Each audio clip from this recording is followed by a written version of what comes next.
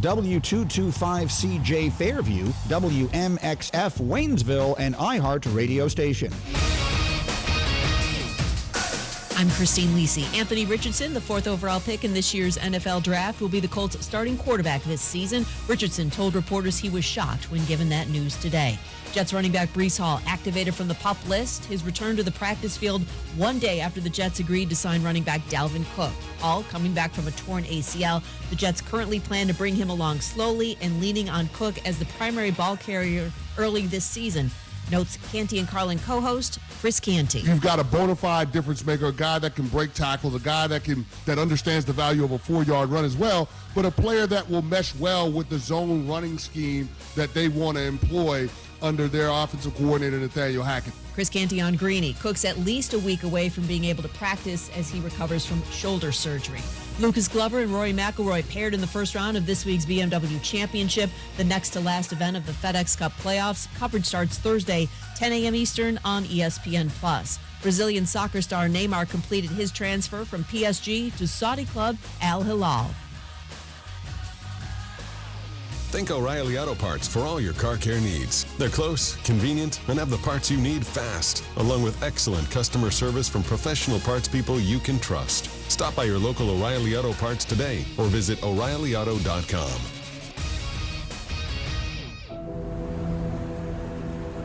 In the heart of Beer City, USA, 2 men, 1 journey to create a sports show unlike any other. Unfiltered, raw, and honest. One of them played a soccer goalie opposite Ben Stiller. The other once scored 6 points on Steph Curry. These guys know their shit.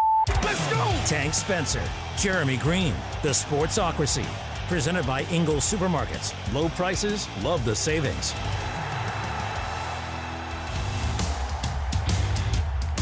And welcome into the Sportsocracy on ESPN Asheville, 92.9 FM, 880 AM, and 1400. The Sportsocracy heard around the world on the iHeart Radio app, and we are seen everywhere on YouTube. Go to thesportsocracy.com. Click the live video link, subscribe to the channel so you can join us in the chat. Today is a big day here on the program. No, not because Jeremy gets to celebrate. We'll get to that in a little bit. We're going to announce the winner today of our Ultimate Fantasy Draft contest, a draft hosted by us, streamed online, red carpet treatment for the league. That announcement coming up still at 4 o'clock is the plan? All right. Yes, and we will announce the 12, or well, 10, because the 2 of us are in it, for the show league tomorrow. Yes. We want to give the winner their day. Absolutely. And then we will reach out to the other 10 of you after the show. You have already been drafted. 2 of you are already in. The 2 guys from the Dude Takes podcast, they were the original winner. They bypassed and said, we just want to be in the show league. We didn't do this to get our ultimate draft. They already have a destination draft. They're wonderful guys. And so with our second draw, we have a winner. And we'll tell you who that is at 4 o'clock. Yes, coming up in the 4 o'clock hour. Also, today is a Power Rankings Tuesday. So at the 4 o'clock hour, we will also be giving you our latest batch of Power Rankings in preparation for the 2023 NFL season. We'll do running backs, best backfields. Backfields, not running backs. We've already done running backs. I am fully of the belief that, after something happened yesterday, that we may be seeing the greatest set of running backs in the history of the NFL. Oh, God. But we'll get to that. So We'll get to that. Okay? We got plenty of time. This is a movement we can all get behind. This is America's team, as NFL SU has already said in the YouTube comments.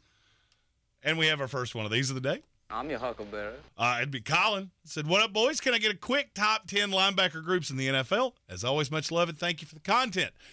We can find a way to get that in the show. I mean, I'm pretty good, but I'm not sure I can do that off the top of my head. But we can find a way to get it in before the show's over. And we thank you, Colin, for being the best part of what we do around here. Indeed. Also, coming up later on in the program, we're going to talk some college football, because with the dissolution of the Pac-12 may bring about a change in the college football playoff structure. Tank has a bee in his bonnet, and he wants to let it out. I do. I did feel like things need to change. We need to roll with the times.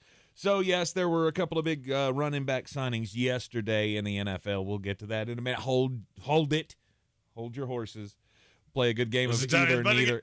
We'll play a good game of either, neither, or both as well. But first, he says he's shocked, and I don't know. I mean, he's just playing coy, right? Because Anthony Richardson, the new quarterback for the Indianapolis Colts, was named the starter today. There's only one way he could be confused by that.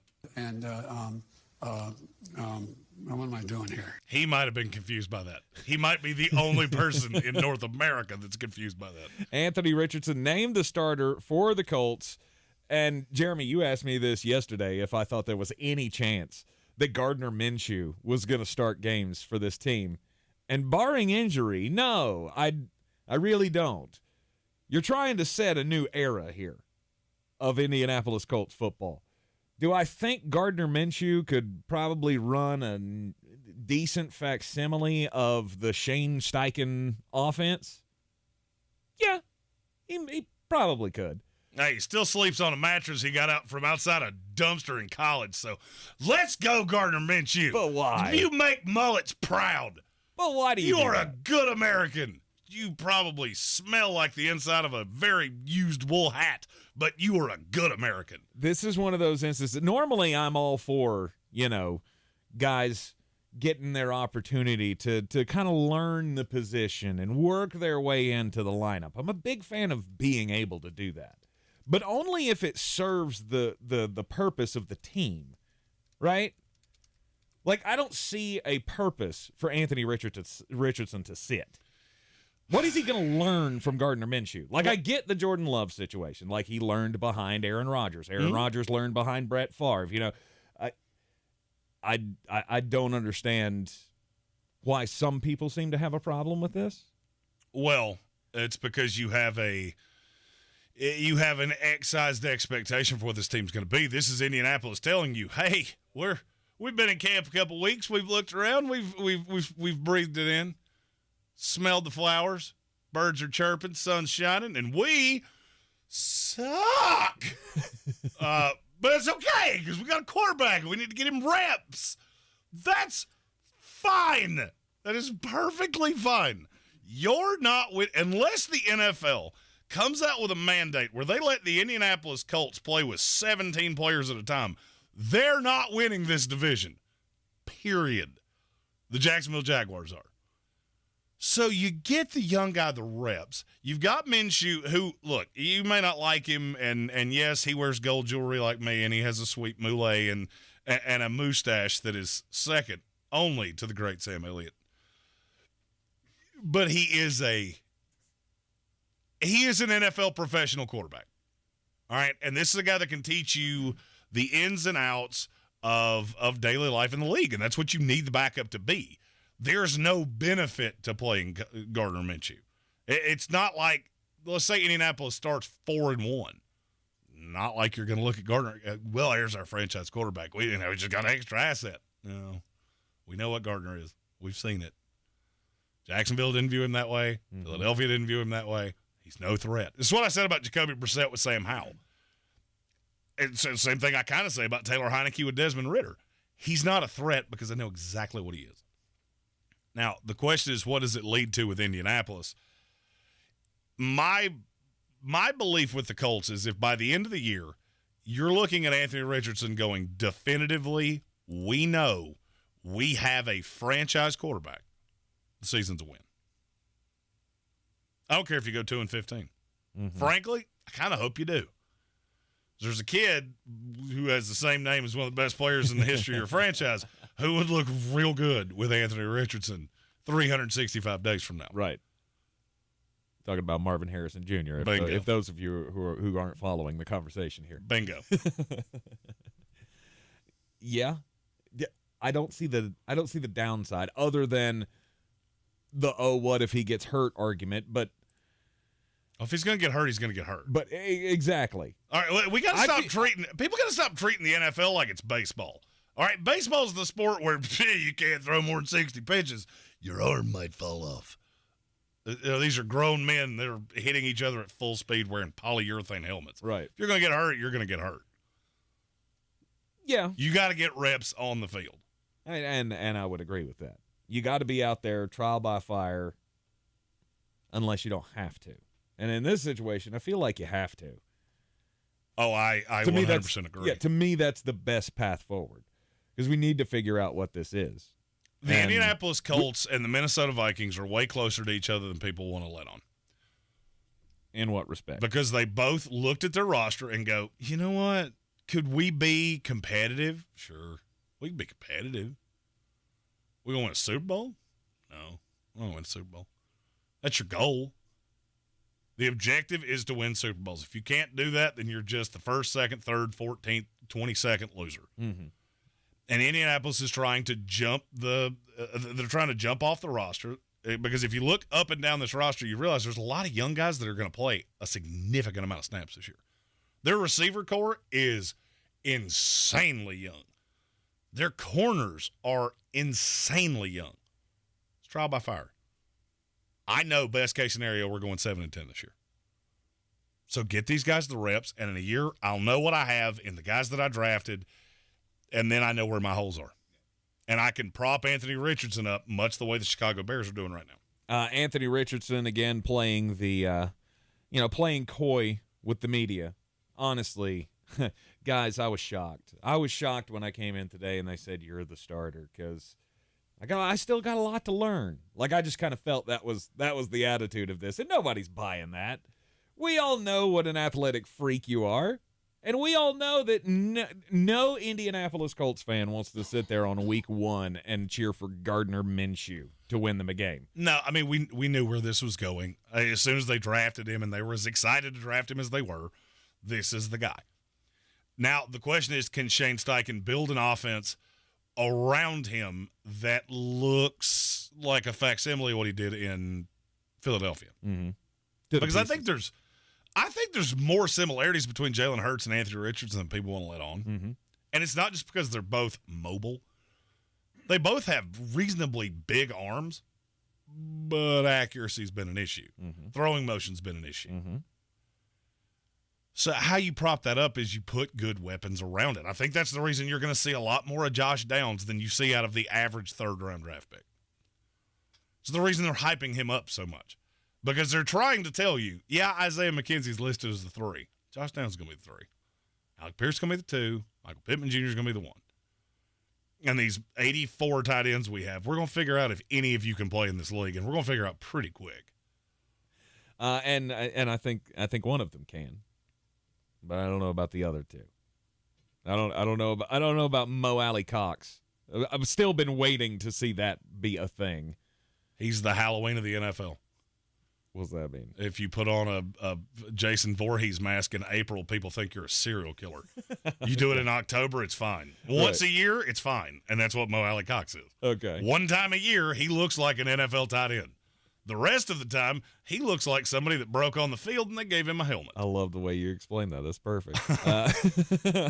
I feel like this team has good pieces to run this offense. You're the scheme guy, so you have to be my gauge on these offensive linemen. Can they run this more mobile kind of a scheme? Look, I don't think they have necessarily an issue among the line. I've seen every player that's going to play significant snaps for Indianapolis be good at some point. Ryan Kelly was a top 5 center in this league at one time. Mm-hmm. Quentin Nelson was once viewed as a generational guard, and some people still view him that way. Bernard Raymond, he's big and he's mobile, which helps. Braden Smith, pretty talented. Will Fries, but it's Freeze. Then spell it Freeze. Freeze has a Z in it. Fries are what you get at McDonald's, and that's how your name is spelled. I mean, look, they're all fine. Right. I don't think that's going to be a limitation. And that's what I always said about Richardson is that there's no deficiency on this team that's so big that you're putting him at a huge disadvantage or you're not going to be able to glean things because, the tackles are so bad. No, they're fine.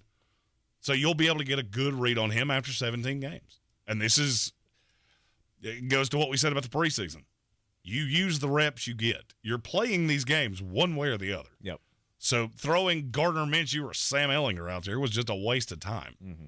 So to me, this was the worst kept secret in the NFL, and I'm glad we finally came to the agreement that we should just go ahead and disclose this. I feel like this team, depending on the future build here, and I kind of trust this front office to put more talent around this. I do too.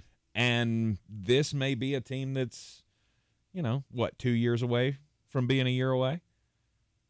3 or 4 years, and they're back fighting at the top of the division. Indianapolis, best case scenario in year 3, where you're at with Chicago, or you're in the same boat that Chicago is. Mm-hmm. That I can look at this and go, you've put enough pieces here that if this quarterback can take that third-year jump, because that's usually how it goes. Rookies come in and you cover some deficiencies because the league doesn't have tape on them. The second year, I've had a full offseason to figure out exactly what you are. So you regress a little bit. And then in the third year, your talent and your experience overlaps that. Yep. The hope is by then you look at yourself and see yourself as a division contender. And I think they can. But it's going to take some work. Yep. You're in the Sportsocracy, and this is ESPN Asheville. Before we go to commercial break, Colin he's coming out with fire. I'm your huckleberry. Gifting all kinds of memberships here to the Sportsocracy, and you yourself can have one of those for the low price of just $1.99. I had to think about how much it was. And you get a little beer mug next to your name, super chats every month, all that good stuff. Find us on the sportsocracy.com. Click the live video link. Subscribe to the channel. And Dustin Waltman used one of his super chats to say, I think that Raiders rookie looked really good. We talked about Aiden O'Connell yesterday. He was pretty good. Now, the question is Jimmy Garoppolo going to be available? And if he's not, he gets trial by fire because they're not going Brian Hoyer. For the same reason of what I just said about the Indianapolis Colts. There's no point. There is absolutely no point to tread out some 10-year retread quarterback that I know exactly what you are. No, because you're a 3-win team right now. Which is why they put Aiden O'Connell in against the third stringers and let him show off what he had done in some of the preseason. Is it biased? A little bit. And play against starters. Then you'll see what he really is. Okay, I held him off for 16 minutes. We're going to take a break, and when we come back, he's not going to be able to maintain any longer as the New York Jets made a big pickup yesterday. I believe real estate isn't about properties. It's about people. I'm Clarissa Hyatt Zach with eXp Realty, serving all of Western North Carolina. Navigating the home buying and selling journey can feel overwhelming at times, and that's why having an agent who cares about you and your needs is key. I'm a native of Western North Carolina, and I close over a home a week. I'm an expert in the market, pricing my sellers correctly to net you the most money, and working as a skilled negotiator for my buyers. Please give me a call today at 828-774-6343 to set up a complimentary market analysis. Are you Beer City's best fantasy football player? Your chance to prove it is back. The Sportsocracy's battle for the belt is back for year 2 with 2 ways to win. Our standard contest and the new Eliminator Challenge for the most hardcore of football fans. Play fantasy football with us every week of the NFL season and compete for a cause with proceeds benefiting Eblen Charities St. Project. Register today at thesportsocracy.com and take your shot at the title of Beer City's fantasy football champion. At Ingles, we're proud to sponsor area athletics at all levels. Whether we're building new fields for T-ball, celebrating Friday night rivals, televising college basketball games, bringing the Fan Fest to semi-pro soccer, or taking you out to the ball game at your minor league park. We're here for the fans. No one gets the dedication to the home team like you guys. And we've got all the sports you can handle. It's all in the bag. Ingles. Low prices. Love the savings.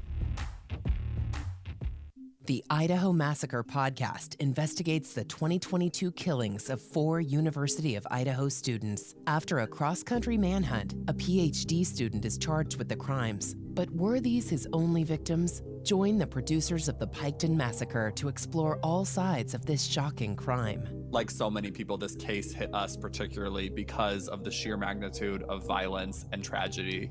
Listen to the Idaho Massacre on the iHeartRadio app or wherever you get your podcasts. If you're suffering and there's a safe, natural, easy-to-use solution to help make you feel better, wouldn't you at least want to try it? That's why millions of people use Navage Nasal Care to help relieve their symptoms of sinus congestion, allergies, snoring, and other nasal-related problems. I'm Martin Hoke, and I invented Navage to make cleaning your nose easy. Navage uses powered suction to pull saline in one nostril, around the back of the nose, and out the other nostril, helping flush out everything that makes you miserable. Nearly 4 million people use Navage to breathe better, snore less, and feel healthier. People like Dee, a verified Navage user who writes, "From years of having a permanently stuffed up nose to being able to breathe is life-changing. Food tastes better, and I no longer go through boxes of tissue a day," unquote. Navage is the safe, drug-free solution you've been looking for. Available at Walmart, CVS, Walgreens, Rite Aid, Target, and Navage.com. Navage. Clean nose, healthy life. The extracurricular activities, the traffic, the nightly homework, the traffic, the finding time to eat dinner together as a family, the traffic. Back to school can be stressful. Thanks to Ziploc, meal prep doesn't have to be. New Ziploc bags with Stay Open design have a patented stand-up bottom that helps keep the bag upright and a top crease that folds and holds for easy filling, unlocking a second set of hands in the kitchen. If only it unlocked a second set of lanes. New Ziploc brand freezer and storage bags with Stay Open design from S.C. Johnson, a family company.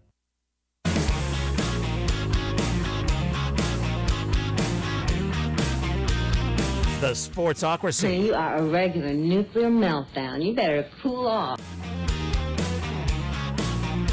It's ESPN Asheville. We are back in the Ingles Studio, and yesterday I was on my way home from work.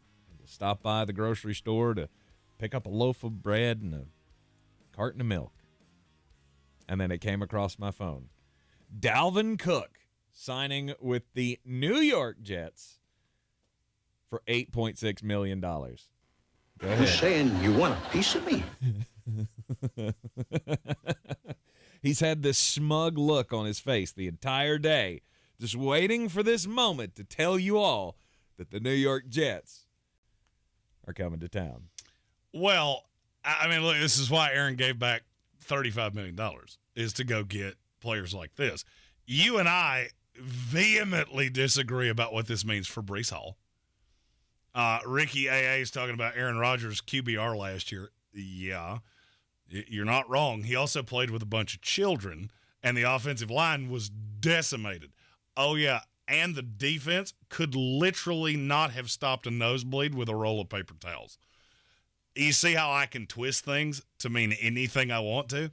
2 years before that, he was the MVP of the league. Mm-hmm. Here's what I'm going to say this until either people get it or you get so tired of hearing me saying it that you just tune it out. The Jets are going to run the ball down your throat. I'm friends with people in this organization.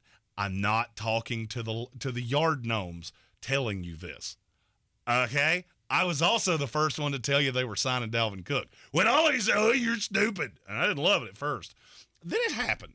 Then it happened, and I saw him in that jersey, and it hit me in the subcockles right there underneath the heart. Right. Which is right there where the agita comes from. Mm-hmm. And it felt like a walk through a meadow with a summer daisy, and it just went, oh, all of you that have had so many smart alecky things to say, this is the year that we are going to get our revenge. And I say we because a lot of you have taken a lot of enjoyment of my team just being awful. New England Patriots fans, every single one of you. Sorry, I don't know where that came from. It must be that agita I was talking about. This is, that tour we talked about with Aaron Rodgers, mm-hmm. where you have fawed and now you shall foe. I'm not telling you the Jets are going to Super Bowl. Here's what I'm telling you. In the history of my life, in the history of the NFL, I've never seen two running backs this good in the same backfield. Never. They're both top 13 running backs in the league. You can either confirm that or you can be the homer. Mm-hmm. That's up to you. I don't care what you do. These are two real good running backs. Does Dalvin Cook have a problem of dancing too much? Absolutely he does. Does Breece Hall, is he coming off an injury? Absolutely he is. The two of them together can be quite formidable. We put out some reels and TikToks earlier in the day, and one of the things I said was, how many times have we seen two running backs in the same backfield finish the top 25 in fantasy football? It's going to happen again here. Mm-hmm. DeAndre Swift and Jamal Williams did it last year. Which of those two running backs are better than either of these two Jet guys? Right. Quarterback, which one's better? Defense, which one's better? Okay, you see where I'm headed with this? All the Jets are doing is stacking up talent to give yourself the best opportunity to win. Well, of course they know for a fact they're in a deficiency to the Kansas City Chiefs, a quarterback and head coach. They know that. It's not that's not even spicy. I know that. I have to stack up talent everywhere else. The defensive line is terrifying. It's the best secondary. It's the best set of corners in the league. I should not say secondary because the safeties are pretty weak. And it's the best set of running backs in the league. I'm in a position to win a Super Bowl. Now we have to go there and do it. Mm-hmm. But there is no deficiency on this roster that will preclude you from doing that. That felt so good to say out loud. That felt so good. But Dalvin, after watching Braxton Berrios as a starting wide receiver. But the signing of Dalvin Cook means Super Bowl or bust, right? You don't do it this year. Sorry, I just saw Ricky A.A. out of the corner of my eye. I said Kamara and Ingram are better than Cook and Hall. Oh, well, that's an interesting take. I could argue that neither of those guys are better than either of the Jets, but I'll give you Kamara. Mark Ingram has never been better than either of the two of those since birth. He wasn't better at horseshoes than either of the two of them. And it's really not all that close. No. I mean, we went down every team in the league in the 40 years we've been alive. Mm-hmm. The closest I ever came was Kamara Ingram. There were a few others. Pollard, Zeke was one of the ones we were up there with. Fred Taylor and Mojo in that 2006, 2007. Well, I mean, obviously, Warwick Dunn and the A-Train. One of the greatest tandems of all time. Can't deny it. One of them was a fullback. You can't deny it. I'm not denying it. I agree with you, but one of them was a fullback. Well, I mean, I understand. This is two home run hitter running backs in the same backfield. I mean, Bo Jackson, Marcus Allen. Name recognition-wise, that's the only one in the ballpark of Dalvin Cook, Breece Hall, in my opinion. And I think Dalvin Cook's been in the league longer than both of those two guys were combined. And I get a lot of people don't want to give Breece Hall the credit because he's only been in the league for, 8 games or whatever it was that he played last year before he busted the ACL. But, you got to know that the guy had immense talent coming out of college. He showed it to you. In the beginning of the season, what he averaged 5.9 yards a carry. There you go. Among qualifying running backs, he was number 1 when he went down. His name and Khalil Herbert in the message repeat the line. It was a little higher than that per touch. I think per touch he was like 6.4. Yeah, because he had a couple big catches. Right. Now, there's something I have to touch on here because I've heard a lot of very cynical Jet fans. And hit your breaking news button and just hit it for the beginning. Who's going to break the news? Breaking news. Jet fans are cynical. No. Ah! Well, this screws up team chemistry because Breece Hall and blah, blah, blah, blah, blah. Okay, let me shut that down in one minute rant. Name me the negative here for Breece Hall. If both of these guys average 15 carries, which I think is their floor, just to be frank, that puts you at 255. I think that was the number we said earlier. Carries this year. That would put them both in a tie for 8th last year. Every running back in the NFL has a handcuff. And Michael Carter, I love you. Dalvin Cook is better than you. Breece Hall is also coming off an ACL. He just came off the PUP list 3 weeks before the kickoff of the season. Dalvin Cook won't be ready to touch a field for a week. This is going to be 1 week, one gets 20 carries and one gets 12. And the next week, it flips. That's the goal. Because this team wants to run. You seem to be forgetting they have a defensive head coach. They're not going to come out here and throw it 600 times. Now, for the contract, this makes it less likely he gets paid. No, it doesn't, because it keeps tread on the tires for longer. Whatever Dalvin Cook does, that's an amount of carries that Breece Hall does not have on himself. This makes it more likely they sign you. Oh, by the way, they also just signed a guy off the street for $8.7 million. So when your 4-year deal runs up because you're a second-round pick, it's pretty easy to go to Joe Douglas and go, that's where we start. That's where you brought a 3-time Pro Bowler off the street to come play here. So that's where we begin. There's no negative here for Breece Hall. He can get as mad as he wants to on Twitter and do that little passive-aggressive thing where, I took the Jets off my Twitter bio. Okay. Did he really do that? He did, and then he unwound it because somebody went to him and went, hey, you want a jelly pen and a notebook? Yeah. I thought you were a 14-year-old girl. They went, hey, somebody else tried that last year. His name was Elijah Moore, and he's with, the crappy Cleveland Browns. I almost did an FCC violation there, and I apologize. But you didn't, and you don't have to apologize for it. I almost dropped one. And you didn't, because you're a pro. I started it. It's just... It is what it is. You can hate the Jets. You can say Jets going Jet or whatever you want to. This team is stacked. They have every reason to have all of the hope that they have, whether you like it or not. And that's coming from about as honest of a Jets fan as there is on the planet. Yep. I don't feel like that you can have that. You can't have as high of a wish for the outcomes for Breece Hall this year because of the Dalvin Cook, but it doesn't mean that he's not going to be useful. I think any chance that he had of being a top 10 back in the NFL went out the window with Dalvin. But that's just fantasy football. That doesn't have any effect on what they're putting on the field, and what they're putting on the field is going to make most teams in the NFL look like they don't belong. You have a terrifying pass rush, the best duo of corners in the league, a nice young interior of your offensive line, and you're going to run the ball down people's throats. Bob Brown in the YouTube comments said the only downside to this is that Rodgers may not want to hand the ball off that much. In his opinion, Rodgers wants to be the hub on the wheel. That backfield might prevent that. Who do you think saved them the money to go get Dalvin Cook? I have this on good authority. This was the first name. It's the first name he said. Go get me that guy. Not because I don't trust Breece, because I don't want anything to be what I had in Green Bay, where I look around and go, I don't have the tools to win. That's in his own brain. I'm not telling you that's accurate. This is where your franchise quarterback, that's where his brain was. This was an Aaron Rodgers thing. They've already explained that to Breece. He'll get on board with it or he won't. Totally up to him. Now, in our YouTube comments, our question of the day, name us your favorite backfield tandem in the history of the NFL. We'll be ranking backfields in the 4 o'clock hour. You're in the Sportsocracy, and this is ESPN Asheville. When we come back, we'll get just a bit outside. This is your Exergen Temporal Scanner weather forecast on ESPN Asheville.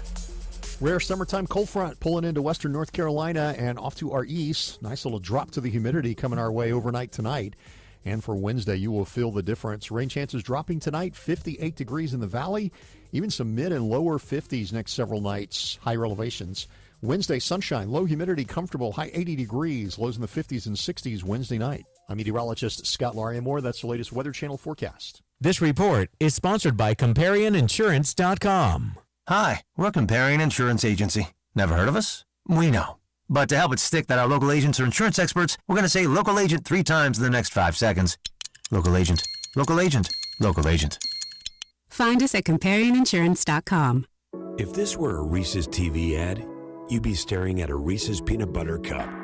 And sure, my voice is peanut buttery smooth, but still, you need to see the peanut butter cups, right? No? I can really just say Reese's and you'll go get some? Okay, Reese's. Reese's. Reese's. Really working, actually. Reese's. Reese's. I'm on to something. Reese's. Reese's. Reese's.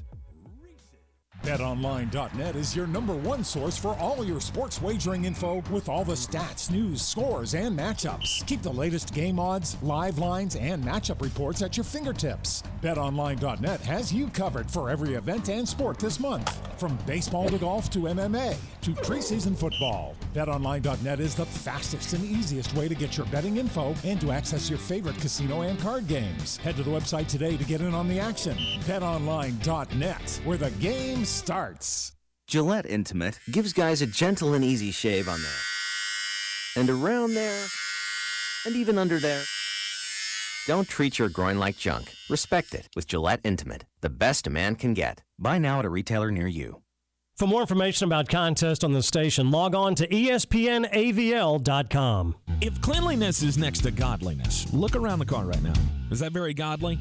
Look, life comes at you fast, but so does WBNC Auto Detailing. They have the tools to make your interior look like it's coming off the showroom floor. You don't believe me? Check them out on Instagram. All that filth and years of stains disappear. WBNC Auto Detailing does full interior and exterior details with paint correction, and they do wax and ceramic coatings. Call WBNC Auto Detailing at 455-3700. Premium care with a Southern hospitality touch.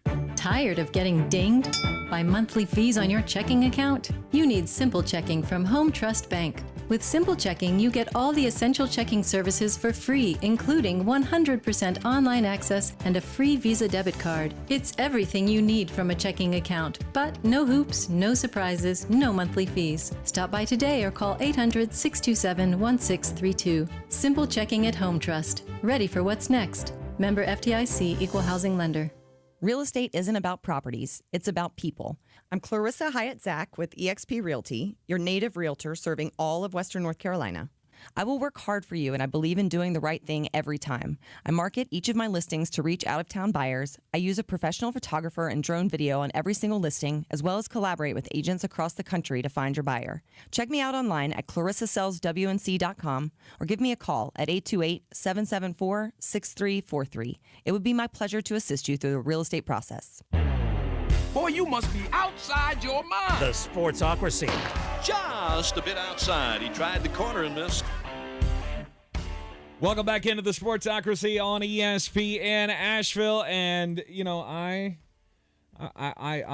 put my opinions out there sometimes, and they don't make a lot of sense to many of you. I know what it feels like to be alone in an opinion.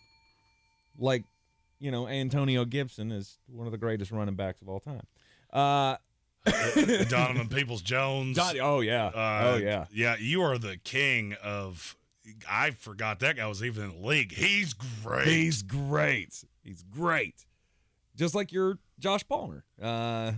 Josh Palmer will be a top 15 receiver in this league.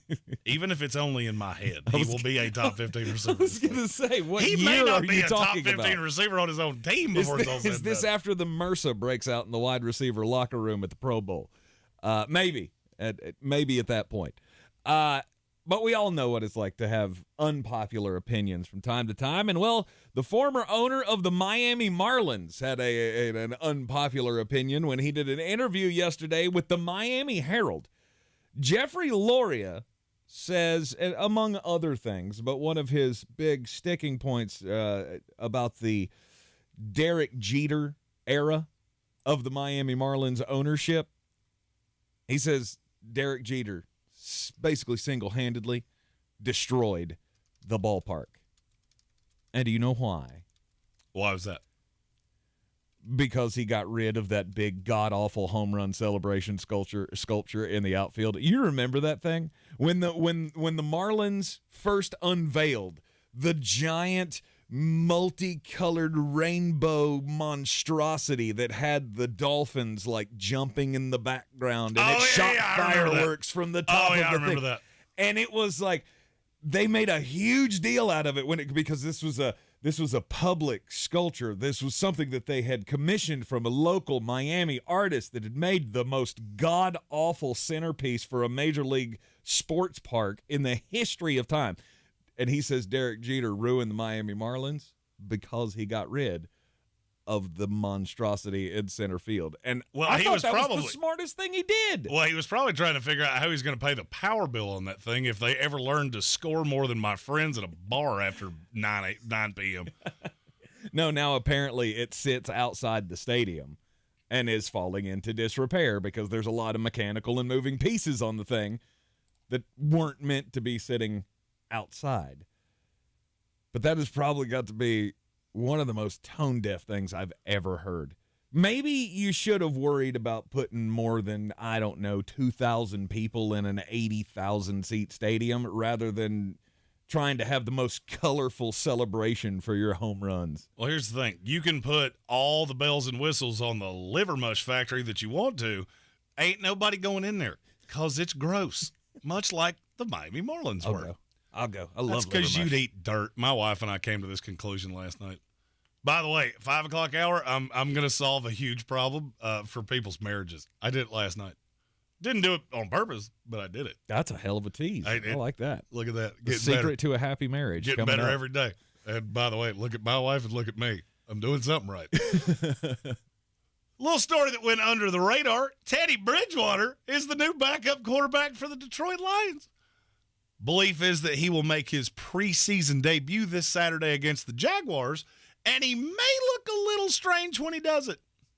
Why? They don't have any more quarterback numbers left with their, we'll call it upheaval at wide receiver. They bet on themselves.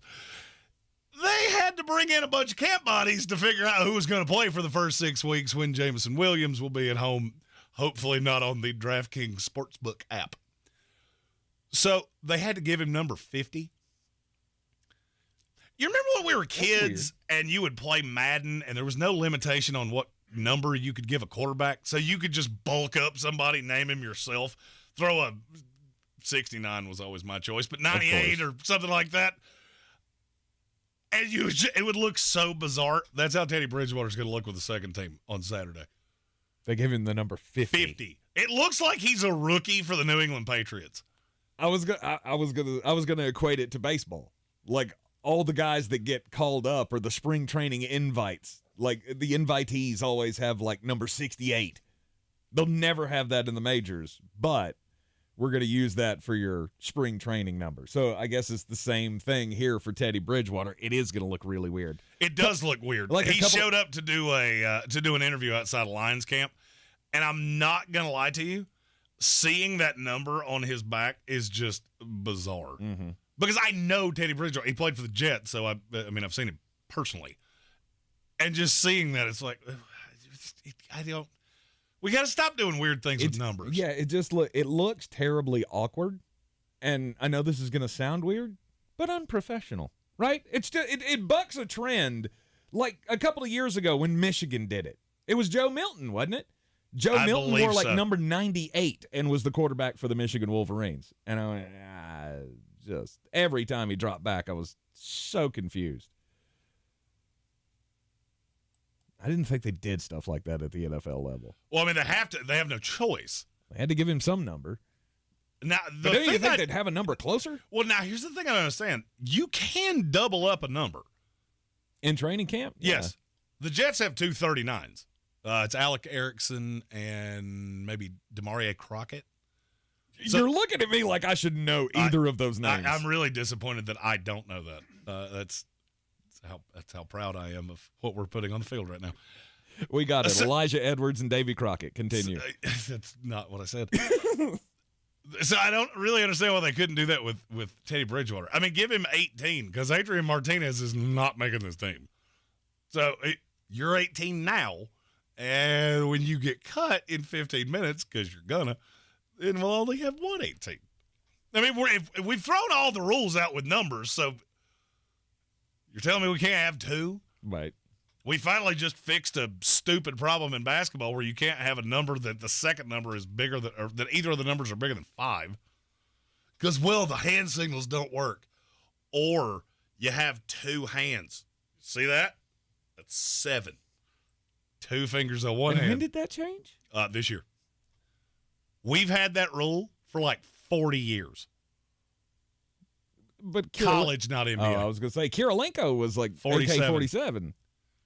In college, college. You could not have a number over 5. Okay, all right. You're in the Sportsocracy. This is ESPN Asheville. Stephen Westbrook said the quarterback for Michigan was Devin Gardner that had the weird number. Okay. I knew it was one of them. Shout out to him and shout out to Jackson Clark. I have to give Jackson his flowers because he told me DeAndre Hopkins and Dalvin Cook would get more money than I thought, and I went, there is no path. Whoops. Whoopsie poopsie, because I missed that by, 50%. They made about twice as much as I thought they would. I'll admit when I'm wrong. All right, it's time for another edition of Either, Neither, or Both. No, we're not doing that. No, I don't think we have enough time to do that. Okay. Well, I mean, we've got a good 8 minutes here. Well, let's audible to your college football thing because it doesn't need 20 minutes. Okay, yeah, sure. Let's do that. How about that? Yeah, Let's see that. Plan it on the fly. Yeah, well, screw it. We'll do it live. Yeah, we're having a production meeting out loud. You guys just get to hear it. It's always great to have those live on the air. Anyway. Well, it would be one thing if I could figure out a hand motion to go, do that another time. I don't have a hand motion for just that. Pointing towards the door makes me think you want me to leave, and I mean, I have been here a long time. I can do that, but I think you're going to have a hard time. Well, I felt like I was trying to tell you to steal second. Like two. Does that do it? All right. The Pac-12. Obviously, the Pac-12, no more. I mean, at least we don't. It's not going to be in any shape that we ever thought we would see the Pac-12 after everybody bolted for either the Big Ten or the Big 12. You're left with the Pac-4 now. And the question is, are they going to merge with the Mountain West? And if that does happen, because the Pac-12 has a brand, right? So it's the bigger name. You would obviously want the conference to go under the bigger name, I would think. Oh, yeah. So let's say that happens. The Mountain West gets absorbed into the Pac-12, and now you have this conference where your best football program is Boise State. Do you still get to be a Power 5 at that point? My answer is unequivocally no. I would tend to agree with you. Okay. So the only way I can equate that is you remember Beverly Hills 90210, which was a show that we had in the 90s, or as I like to call it, the good old days. Mm-hmm. Then they did it again, and they did 90210, but they dropped Beverly Hills, and it was like Aunt Becky from Full House and a cast of people that I guarantee you are working at Allstate right now. I liked Beverly Hills 90210. The second one was like, you call it that all you want to. That's not what this is. Right. And that's how I feel about the Pac-12. You can rebrand this however you want to. Frankly, your brand doesn't mean nearly as much as you think it does. Mm-hmm. The Pac-12 was USC and Oregon. End of message, repeat the line, and it's been that way for 20 years. Right. So, I mean, to me, they become a group of, it's called a group of 5 now, but I would make it a group of 6. That's my point. And so in going down that road, the 18-month stretch here of arguments and negotiations and debate that we've had over the restructuring of the college football playoff to the 12-team model, they finally came up with the idea, right? They got everybody on board. We're all good with the 12-team playoff. But the formula is 6 and 6, which is 6 of the highest-ranked conference champions and 6 of the highest-ranked at-large teams. Now, this is where I think you and I are going to – this is where I think our two ships pass in the night. If the Pac-12 is no longer – they don't get that spot anymore. No. And I think we have to change the formula. I agree with what you just said that the Pac-12 wouldn't get that spot. I would still keep it as a second group of 6 conference champion. I would not. I would feel more comfortable with the process. And I know that the big leagues would feel more comfortable with the process. I don't need to see the 4th team from the SEC in this thing ever. And that's what that would become. Yeah, but if you keep the 6 and 6 model, then that could end up meaning that Boise State and Appalachian State could be 2 of the playoff teams. It's fine. Really? For me, that's fine. The way you have screwed these lower tier schools, I have no problem giving them a handout to get into the payout of the playoff. I don't care about Texas A&M at all. Mm-hmm. By the way, just watch the Manziel documentary. He was a bigger train wreck than I thought he was. Yes, he was. And that's hard to do. Yes, he was. I just can't see not changing the formula in this scenario. You're losing a Power 5, and the reason it was 6 and 6 was because all the Power 5 schools would be, or the Power 5 conferences would be guaranteed that their champion would be in. Mm-hmm. Well, now you take that away. If the Pac-12 is no longer a Power 5, then why do they still get that? You're not listening to what I'm saying. I'm not giving that to the Pac-12. I'm giving it to the group of 6. So whichever the one group of 6 gets 2. Yes. Automatic bid. Yes. Yeah, I'm out. I don't name me the time that now you're talking about a team here that at absolute best, is the 10th ranked team in the country. Name me the time that you've ever gone, oh, yeah, I really want to do that. I don't think you're really – this is one of those times that what you're saying sounds better than it is. Okay. Last year, that was Utah. Did you really want to see Utah in the college football playoff? They were what? They were 10. They were the 10th best team in the country. They would have been the team in this scenario. Okay. Or it would have been, depending on how you phrase this, it could have also been Florida State. I'm a Florida State fan, and I will tell you that team did not deserve to be in a playoff. They were good, and they were much better towards the end. That ain't a playoff team. Ever, ever, ever, ever, ever. Okay. So you would rather tip the cap to Tulane? Absolutely. Last year? Absolutely. Okay. But Tulane would have been the first one. So last year it would have been Troy. Yeah, I'm out. I don't care. They're going to go into a buzzsaw regardless of what it is. So I don't care. Yeah, and I don't think I want to see that. I would much rather see Texas A&M play that team, or Utah play that team, or you wouldn't rather see Utah and Alabama rather than seeing Troy and Alabama. I'm probably the last one you want to ask this question to, because I ain't watching it either way. Straight up. If you're last year, it would have been Alabama and either Florida State or Troy. I'd watch Florida State, and I'd be so mad at the end of the first quarter that I wanted to burn my house down. So I'm a Florida State fan, and they'd be down 31-0. I don't care. You don't care who it is? No. Okay. And if it can help one of these lower tier schools, and I know I'm being I'm being socialist, Jeremy, here, where I want to be nice to everybody. These schools like Troy, they don't have a snowball's chance in Atlanta in this NIL era. So if I can give them a little handout to help them, okay, that's fine. No more than I would care the other way. Mm-hmm. I mean, you're trotting a lamb out there to slaughter regardless of what you do. Right. I would rather you benefit a school. I mean, because Troy would basically – that would prop that program up for 10 years. For Florida State, they'll blow that in an hour.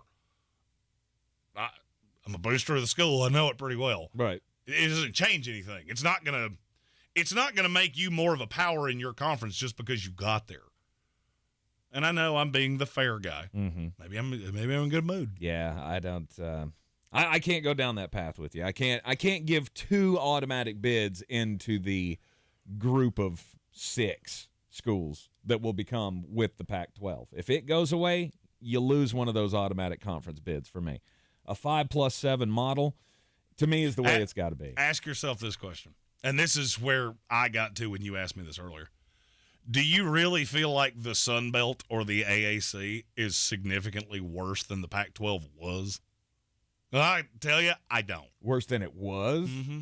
I'm talking USC, UCLA, Oregon, all of them. I don't care. Yeah. I vehemently disagree with you. Okay. USC, I'll give you. Oregon hasn't played a lick of defense in 25 years. Washington is probably the 3rd best program in that conference, and they have gotten absolutely shellacked anytime they have played anybody of any repute. But you think Troy, if they played in the Pac-12, no, you're missing what I'm saying. I asked, was the conference better? Can you have a one-off team? Sure. Do I think the conference is better? Do I think those Oregon State teams would have routinely beat Sunbelt teams? No, I don't. You're in the Sportsocracy. This is ESPN Asheville. Jeremy finally is going to bring a close to his bangers for the preseason division winners. Attention, it's time for the morning announcements. Make sure your parents are aware of the Ingles Tools for Schools program and ask them to link their Ingles Advantage card to our school. Remember, you have to do it each year. Now please stand and join me in the Pledge of Allegiance. I pledge allegiance to the flag of the United States of America and to the republic for which it stands, one nation, under God, indivisible, with liberty and justice for all. Are you Beer City's best fantasy football player? Your chance to prove it is back. The Sportsocracy's battle for the belt is back for year 2 with 2 ways to win. Our standard contest and the new Eliminator Challenge for the most hardcore of football fans. Play fantasy football with us every week of the NFL season and compete for a cause with proceeds benefiting Eblen Charities St. Nicholas Project.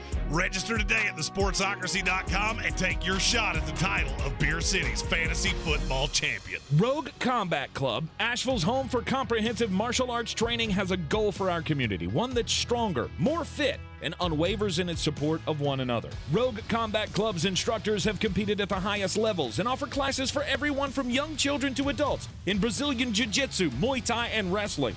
Rogue Combat Club classes can help you boost your self-confidence and self-defense skills while weeding out the egos and intimidation found at other gyms. Join today at roguecombatclub.com.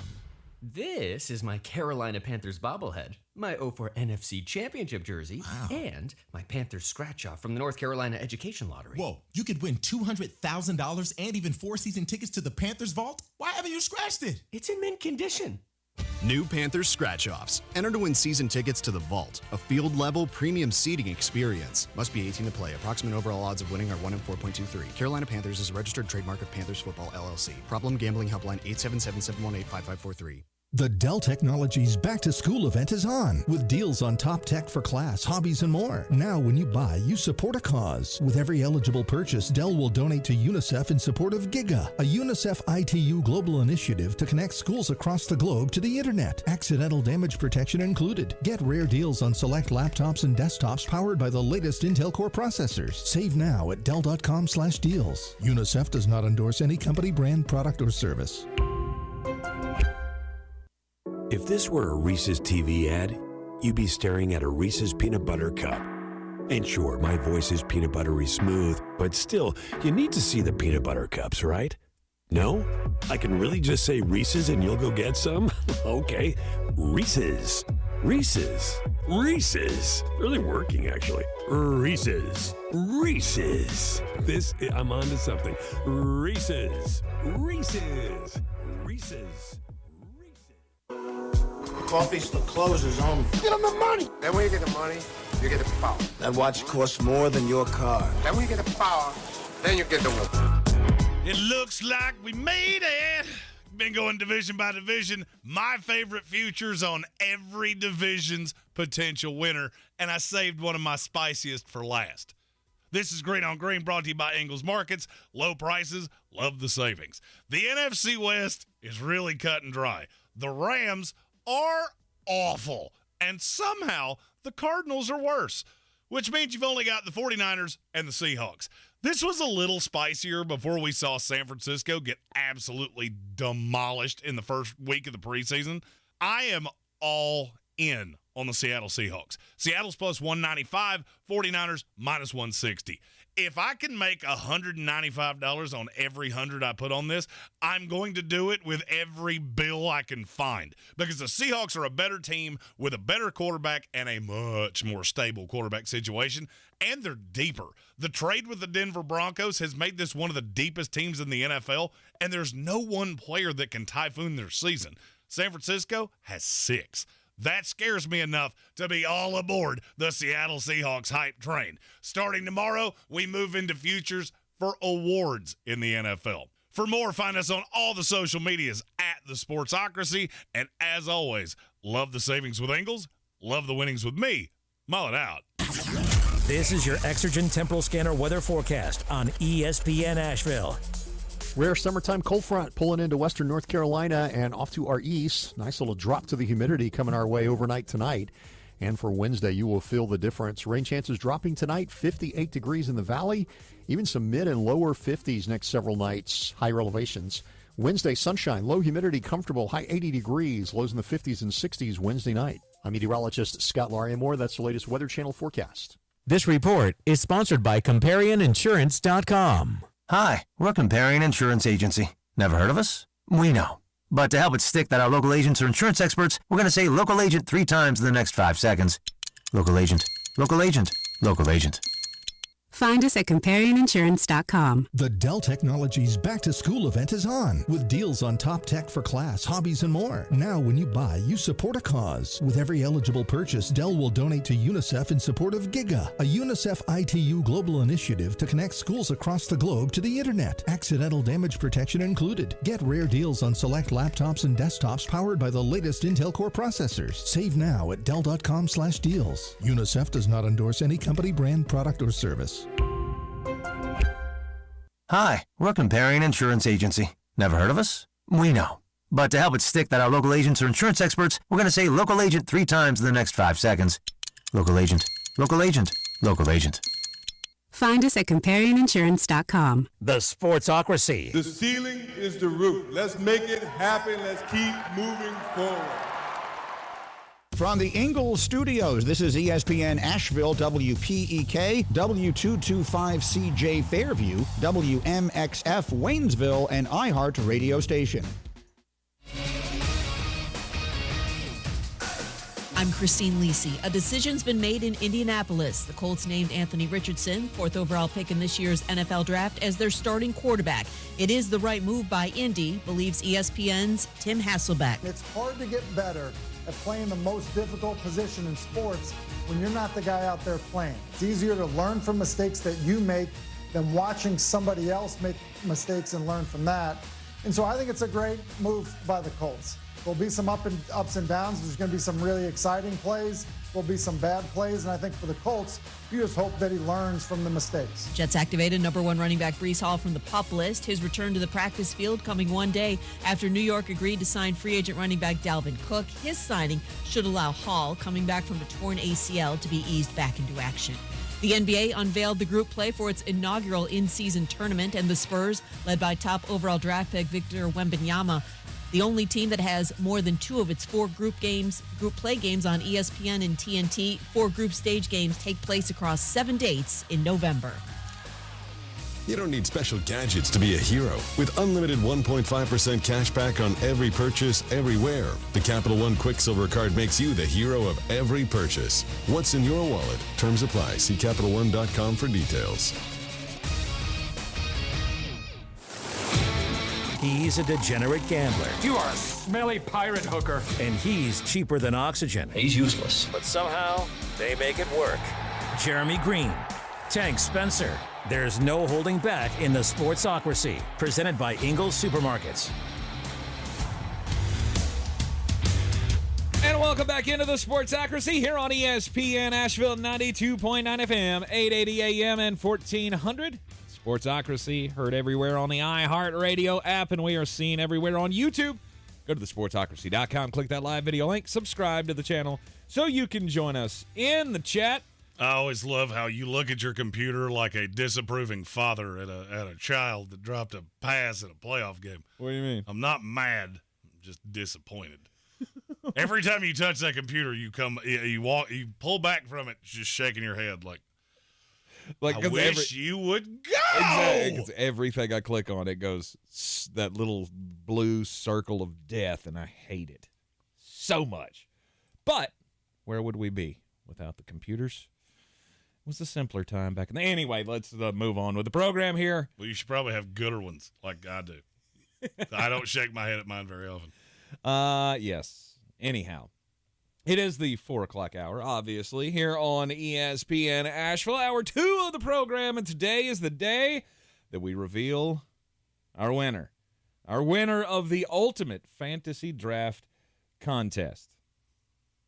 You want to break the news here, or would you like for me to break the news? It doesn't matter to me. Who's gonna break the news? I walked right in. You did! All right, the winner of our Ultimate Fantasy Draft Contest is our very own House of Reprehensibles member, Justin Parton. We reached out to him this morning.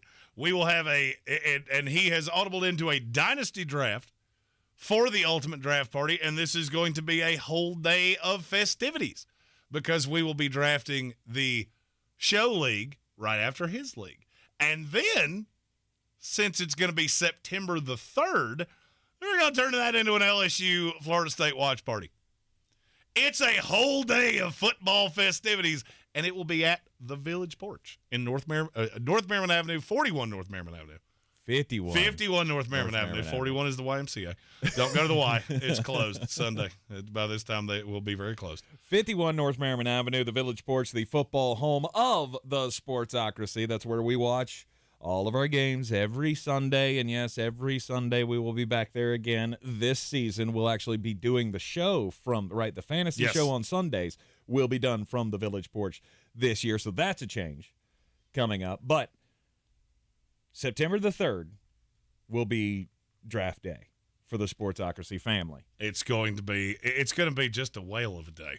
And we're all off the next day, Labor Day. See? Love it how a plan comes together. Me too. And we got to give a shout out to the Dude Takes guys. They were actually the first ones drawn. They said, we just want to come and hang out. So they're going to do the pre-show. Before the drafts start, they'll be out there making jokes, having just a grand old time. And then they will be there with us commentating the draft and all the things on the YouTubes. Very good. All of it, streamed on the YouTube channel. You go to thesportsocracy.com, click that live video link, subscribe to the channel so you don't miss out on any of the fun.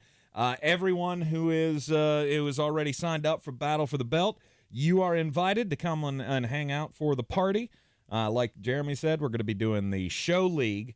Our Sportsocracy league is going to be drafted after this. Tomorrow we'll be announcing the winners of that because if you did not win the grand prize like Justin Parton, we now have a secondary drawing for the show league. Yes. So we have 8 spots. The 2 Dude Takes guys are the first 2, you and I, and then we will have 8 more spots of people that entered the ultimate draft contest. Indeed. So mark your calendars. September the 3rd at the Village Porch, 51 North Merriman Avenue. If you don't want to come out and hang out all day, just keep in mind we will be there all day for 2 you fantasy don't have drafts. to be there all day. Right. 2 fantasy drafts, plus we're going to have the watch party for FSU and LSU, and we can all sit around together and watch as Jeremy's dreams get crushed on the opening weekend of college football.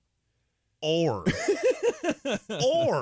you could watch as Jeremy just pounds domestic lights and fireballs and becomes even more insufferable than he was before. It is a Power Rankings Tuesday here in the Sportsocracy. And since, the New York Jets went out and did that thing, they went and got Dalvin Cook to add to Breece Hall in their backfield and now gives them the best 1-2 punch in the league, in my opinion. And now our power rankings have to go top 13, starting from the bottom, going to the top. Backfields in the NFL. Well, I mean, it's tough when, we all already know who the number one is. Yeah. It's always tough to do a list that way. But I am curious who your number 13 is. I always do a bad job of just talking over you. Mm-hmm. A bunch of people went, no kidding. So who is your number 13? My number 13 is the Chicago Bears. Wow. That too low? Really? Just based on their running back. Yeah, my number for the Bears. Let's see. How do I say this delicately without giving it away? It's a single-digit number that's less than 7. Really? Mm-hmm. You have that much faith in Roschon Johnson? I know you really like Khalil Herbert. And Roschon Johnson, and I like Deontay Foreman as a 3. If you want to know how much, you can go to our TikTok, and I just explained this in very finite detail of how you should draft your fantasy football team. Yeah, no, I mean, I don't see their running backs the same way. I mean, they're fine, but without Justin Fields, it doesn't have the same effect to me. And that's why I asked you, after I went through and did my top 13, I had to go back and check with Jeremy to say, does the quarterback count in all of this? And you said no, and so I didn't change a thing about my list because I don't have their running backs listed that high. Based on maybe projection for the season, but not talent-wise. Let's see. How do I explain this appropriately? You remember when I told you the story about the weekend in Charlotte and when it was night time? I am that hammered on the Chicago Bears' ability to run the football. Okay. Yes, Justin Fields is a large part of that. I love the running backs too. My number 13, and I have a funny feeling just based off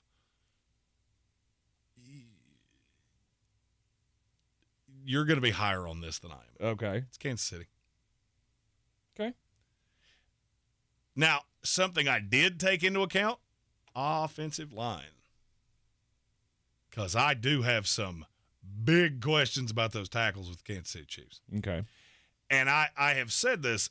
I'm not sure that teams won't just – I'm not going to say give Pat Mahomes whatever he wants. You can defend the pass against Kansas City and it not do squat. But you can't let them be multifaceted. That's how they win Super Bowls. Mm-hmm. I like Pacheco a lot. I like Jerick McKinnon a lot in that offense.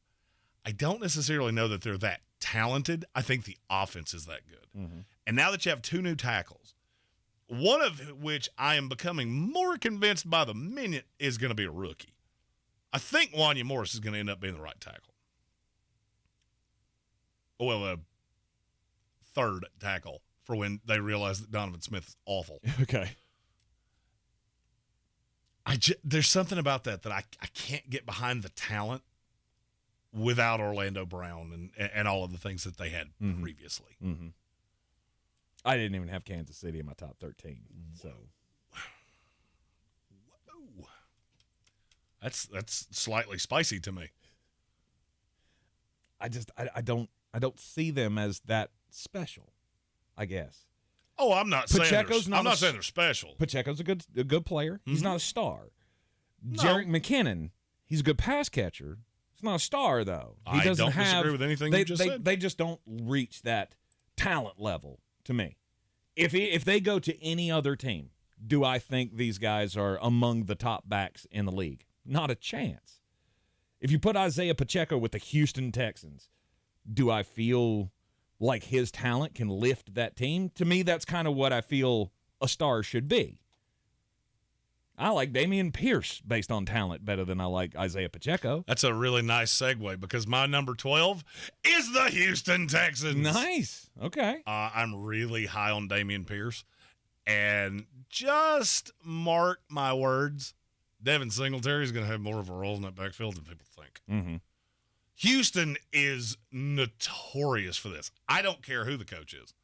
They did this with David Culley. They did it with Lovie Smith, and I guarantee they're going to do it with D'Amico Ryans because D'Amico Ryans comes from San Francisco, and they are like the patron saints of we have to give 4 carries a game to Jordan Mason. Okay. But I've always liked Devin Singletary, and based off what I saw in game 1 of the preseason, I think Mike Boone's going to be more involved than people think. Doesn't scare me off Houston in the least. Doesn't scare me off Dameon Pierce in the least. Also, I genuinely don't think there's a quarterback on that roster.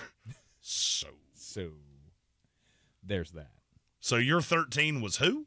It was Chicago. Chicago, and your 12 is who? It's the Dallas Cowboys.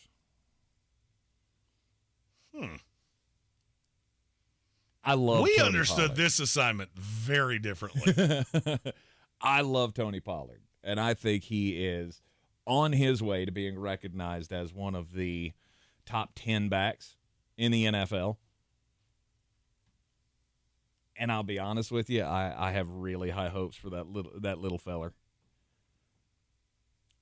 I would like for them to have another body that I can trust, other than the 5'5" running back out of Kansas State, Deuce Vaughn. But I think, to me, Pollard swings that backfield. Okay, so when you did this list, how did you do a percentage in your head of how much the starter mattered versus the backups? Kind of. Mine was 60-30-10. That sounds about right. Okay. I mean, I don't know that I broke it. I didn't break it down numerically in my head, but that's kind of it. You have to get a certain amount of credit for how good your number one is. Oh, no doubt. Right. And all of mine that are in the top 5 have somebody that I believe is elite. Mm-hmm. And I think Dallas has that. They do. They have nothing back behind that. Except for Deuce. Who's 4'6". I get it. Dallas would have been. I still feel like they're going to add somebody else. I don't. Really? I don't, because I think if you were going to, it would have been Ezekiel Elliott. Yeah, and maybe I'm being $6 million. Well, maybe I'm being a conspiracy theorist here, but I feel like if all things were equal, Zeke wanted to go back to Dallas. And if the money was even close, I feel like he would have gone back to Dallas. And you can't tell me they didn't offer him something. Mm-hmm. We're going to take the hit, but we'll bring you back for $4 million. He takes 6 with all the incentives with New England. I haven't heard the exact number on what that's going to look like, but I can't imagine they gave him more than $3 million guaranteed. Yep. So I feel like Dallas is in their own head. They're going, yeah, we're good with Deuce Vaughn and Rico Dowdle. And for me, that's not top 13. It's not top 13 worthy. Okay. You're in the Sportsocracy. This is ESPN Asheville, 92.9 FM, 880 AM, and 1400 on this Power Rankings Tuesday. Best backfields in the NFL off the news that Dalvin Cook will now join Breece Hall in New York. And let's not sell short the fact that Ezekiel Elliott and Ramondre Stevenson might be the most intimidating stature-wise and power-wise that we've seen in a long time in the NFL. We'll be right back. This is your Time Saver Traffic on the new ESPN Asheville. Traffic is moving well and steady on the Captain Jeff Bowen Bridge. Smoky Park Highway, no problems reported. Patton Avenue free of any incidents. New Leicester Highway, no delays. Biltmore Avenue moving well. Meadow Road and Amboy Road, no backups. Hendersonville Road, no delays. Sweeten Creek Road, no problems. Mules Gap Road moving well. Cane Creek Road, no delays. Polk County, 26 eastbound slow between West Mill Street and the South Carolina-North Carolina state line. Checking the drive time from Bend Creek to Avery Creek via NC 191 southbound Bavard Road. Drive time 10 minutes. I'm Lehman Fuel with your Time Saver Traffic. This report is sponsored by ComparionInsurance.com. Hi, we're a Comparion Insurance Agency. Never heard of us? We know. But to help it stick that our local agents are insurance experts, we're going to say local agent 3 times in the next 5 seconds. Local agent, local agent, local agent. Find us at ComparionInsurance.com. Our iHeartRadio Music Festival is coming back to T-Mobile Arena in Las Vegas this September. Superstar artists from every genre. Streaming live only on Hulu. Buy tickets now at AXS.com. This is my Carolina Panthers bobblehead, my 04 NFC Championship jersey, and my Panthers scratch-off from the North Carolina Education Lottery. Whoa, you could win $200,000 and even 4 season tickets to the Panthers Vault? Why haven't you scratched it? It's in mint condition.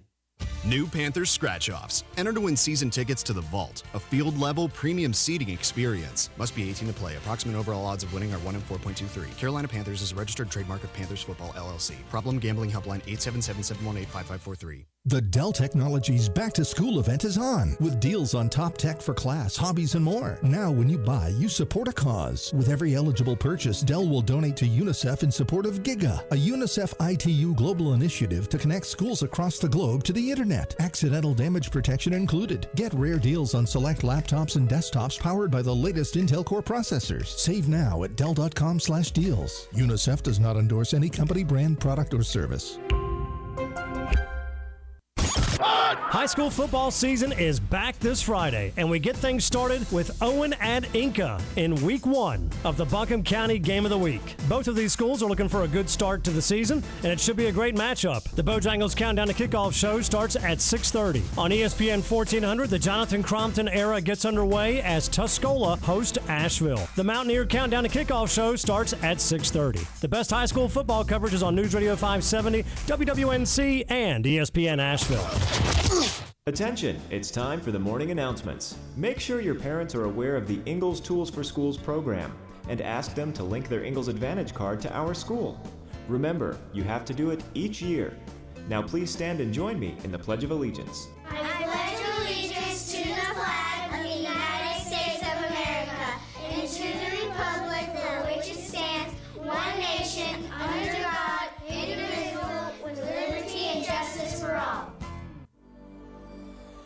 communities are filled with wonderful people who make living here great. At Home Trust Bank, we're proud of that. And that's why we focus on helping homeowners prepare for what's next. Our local mortgage bankers have the experience you need and exceptional personal service you'll appreciate. Home Trust Bank is ready to help make a house your home.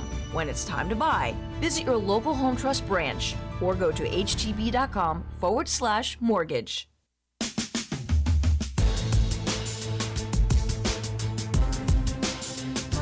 The Sportsocracy. Pull up your pants, take off the bra, and be a man. Oh, it's just a couple more days, right? Till we have Kevin Harlan back on our televisions every weekend. Can't wait. NFL season right around the corner. We're talking about the best running back rooms or the best backfields in the NFL on this Power Ranking Tuesday. Eat and Sleep Football said, respectfully disagree talking about me with Tony Pollard and Deuce Vaughn. They'll be elusive. I'm not disputing that. Here's my problem. One of them is 5'5" and a rookie. The other one is coming off a real bad knee injury. Tony Pollard's an elite running back to me. You're asking a lot from... Well, it wasn't a knee. It was a broken leg, right?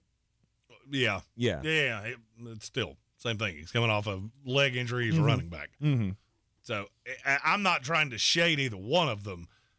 For me, I'm looking at Kansas City has a guy that I feel like is a legit one in this league, a legit 2, and a former first-round pick is a 3. Now, I don't think he's very good, but that's better than getting into Dallas gets into. That was really my only point. Mm-hmm. There's no shade in not making this list. Virtually every team I have has at least 3. Mm-hmm.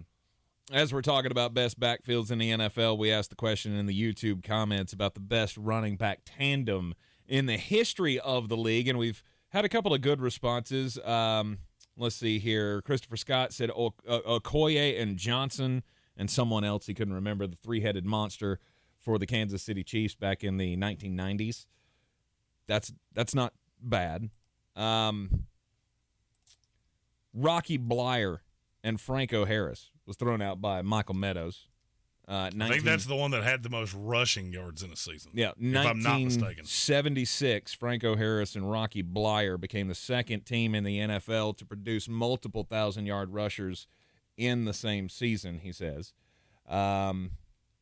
Also, 1985 from Bob Brown, the Cleveland backfield of Kevin Mack and Ernest Biner, both running for over 1,000 yards in the same season. That's also a good shout-out. If you've got one, put it in the YouTube comments. We will shout it out as we continue to roll down the best backfields in the NFL. It's the top 13 here on a Power Rankings Tuesday. So far, we've gone through 13 and 12. Starting from the bottom, going to the top. How about number 11? Jeremy? The Detroit Lions. Okay. I really like Jahmyr Gibbs a lot. Mm-hmm. I really don't like David Montgomery. I feel like the difference between Jamal Williams and David Montgomery is drastic. You don't, I know you don't. I don't see, I mean, David Montgomery, what is it about him that you don't like? Is he just not able? He was awful. The fact he was awful in a system where Khalil Herbert was not awful. Okay, maybe it doesn't fit.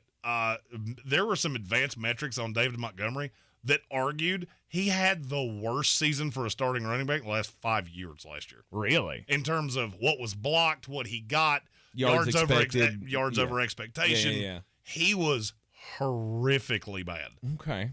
All right. I get last year wasn't a great year, but I don't know. I still feel like the guy's got a lot of talent, and they're on my list, but not for a little bit. And you'll say the same thing about my number 11, because my number 11 is the Seattle Seahawks.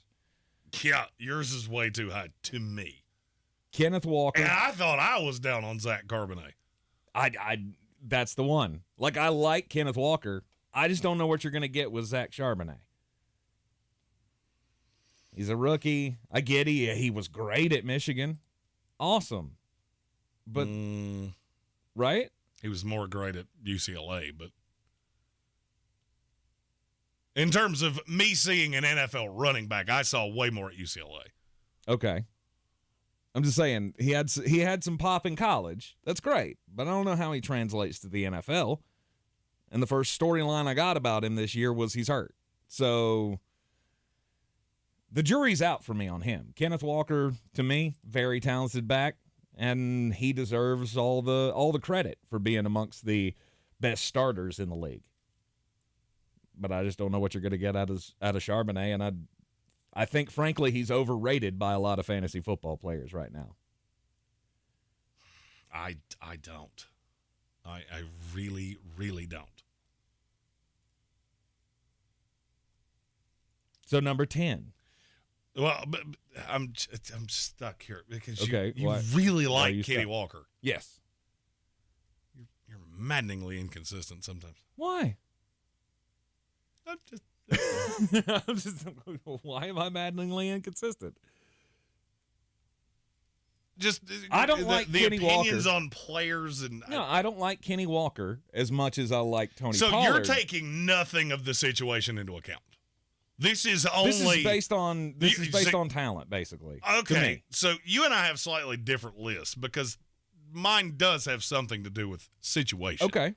I mean, if you're talking about who's going to be at the top of the league in rushing yards this year. That's mine is a mix of all of it. Yeah. So, all right, I'll give you an example. I don't have the Cleveland Browns on my list. They're not in my top 13, in spite of the fact I think they have a top 5 running back in the league, because they have me as the backup. Yeah, it's not great. Mm-hmm. You also have a quarterback that's on a little bit of one of those tours that we've talked about, and now you got Amari Cooper and Njoku that you just paid, Elijah Moore that you just traded a pretty nice piece of draft capital for, and all the other guys you drafted. Mm-hmm. Yeah, for me, that's so Nick Chubb would be in the top 13 by himself. I don't agree with that because I'm not sure Jerome Ford belongs in the NFL. I thought that coming in. Really? I think it now. Wow. Oh, I didn't know to me, you there were is that a- down on him. I had him as a 7th round pick, I think. Did you? Okay. And when they took him, I went, whoa. You saw something much differently than I did. But, I mean, Nick Chubb's the 3rd, 4th best running back in the league. Right. But I do feel that I feel like I had to say that. Mm-hmm. And so he's not in so Cleveland's not in your top 13. That would have been probably 14 for me. And that's just Nick Chubb by himself. Yeah. Well, we said this was running back tandems or running back committees. When your 3rd running back is a guy that I have to think really, really hard as to who it is, that's a bad sign. Dearness Johnson, if you'd even brought him back, yeah, then of course you'll be here. But you didn't. That's just where my brain's at. Oh, they'll be coming up soon on my list. Cleveland? Yeah. So you're 10. The Philadelphia Eagles. That's who I have at 10 as well. You have 2 running backs that I have seen the talent. I just need you to put them in mothballs and bubble wrap every time they come off the field. Mm-hmm. And then you get into like Boston Scott and all that. There's an accumulation of talent there that, yeah, you got to be here. It's one of the deepest backfields in the league. Mm-hmm. And even Kenny Gainwell, who every single year we have to talk about in the preseason, and then season comes along and he has 86 carries. Right. But what you lack in, as I said earlier, star power with DeAndre Swift, I think together DeAndre and Rashad can equal if they played. a star. If you told me right now somehow you went back to the future and you could confirm to me that they play 17 games, okay, we can talk about them being higher. I can't envision a way that happens. Mm-hmm. So for me, that pushes you down because I see the day coming that we have Boston Scott week in fantasy football because Rashad Penny and DeAndre Swift are both hurt. Absolutely. And what's happened in those scenarios, though? It's been fine. Nothing to write home about. Right. I mean, it's not like Kenny Gainwell came in and he was the number 2 running back in fantasy football or something for the week, but it's been fine. Yeah. And I give you credit for the depth at the position. So Philadelphia Eagles, we both have them at 10. How about number 9? The Baltimore Ravens. To me, they're in the exact same boat as Philadelphia. You have a lot of running backs. Yep. And I think the combination of all parts will be just fine. I don't really know that you have a guy I feel like is a true one. I want J.K. Dobbins to be one, but he's becoming the great Sasquatch of the NFL, where people tell me they've seen him, and then nobody has a picture of it. They take pictures of every meal they've ever eaten, but I've never seen a picture of J.K. Dobbins as an elite NFL running back. And that's why they weren't in my top 13. Wow. Because I mean, I'm on Gus Edwards is your 3, and they don't make it into your. Is that supposed to sway me? It's been 3 years since he's been any kind of relevant. But he's still a talent. Is he, though? Because now he's 3 years older, and it's 2 years, like 2 injuries removed from when the last time I saw him be good in this league. J.K. Dobbins is hurt all the time. I was a big fan of his, and I still am. I hope he does well. Baltimore would have been at the top of my list had we counted the running quarterback. Had the running quarterback factored into this backfield at all, they'd have been at the top. But for me, the running backs alone, I can't trust J.K. to stay healthy, or Gus, or anybody. Melvin Gordon, yeah. Keaton Mitchell. Our one of our resident Ravens fans, Chauncey Major, brought him up. Former member of the Fighting Mike Houstons of East Carolina. Right. Okay, maybe I was swayed by that, but Baltimore deserves to be on the list, to me. Okay. I'm still a believer in one of the running backs in that division, and that team was my number 9. It's the Pittsburgh Steelers. Am I buying too much into the Jalen Warren hype? Oh, God, yeah. Because, if you're putting anything into that, you're buying snake oil. Like, straight, you're buying magic beans. He's not legit. Any running back. He's not a legit running back. So you just told me it's been 3 years since you've seen Gus Edwards do anything. Jalen Warren would kill 4 people he liked for Gus Edwards' career. Really? 100%. He's had 1 or 2 games here and there. He's more used as a tight end or a fullback. And you're telling me that's your 2? Yeah, I didn't have Pittsburgh on the list, and I'm not going to lie. I didn't even think about them that much. Really? They're in the same boat to me as Cleveland. You're 1, I believe in a lot. Yep. Everything else, no, dog. Poopy? That's going to be a no from me, dog. I feel like there's a lot Ask yourself this. If Najee Harris went down, or I'm not going to say went down because we don't project injuries here. Mm-hmm. If he got abducted by space aliens tomorrow, yes, where would you put that backfield?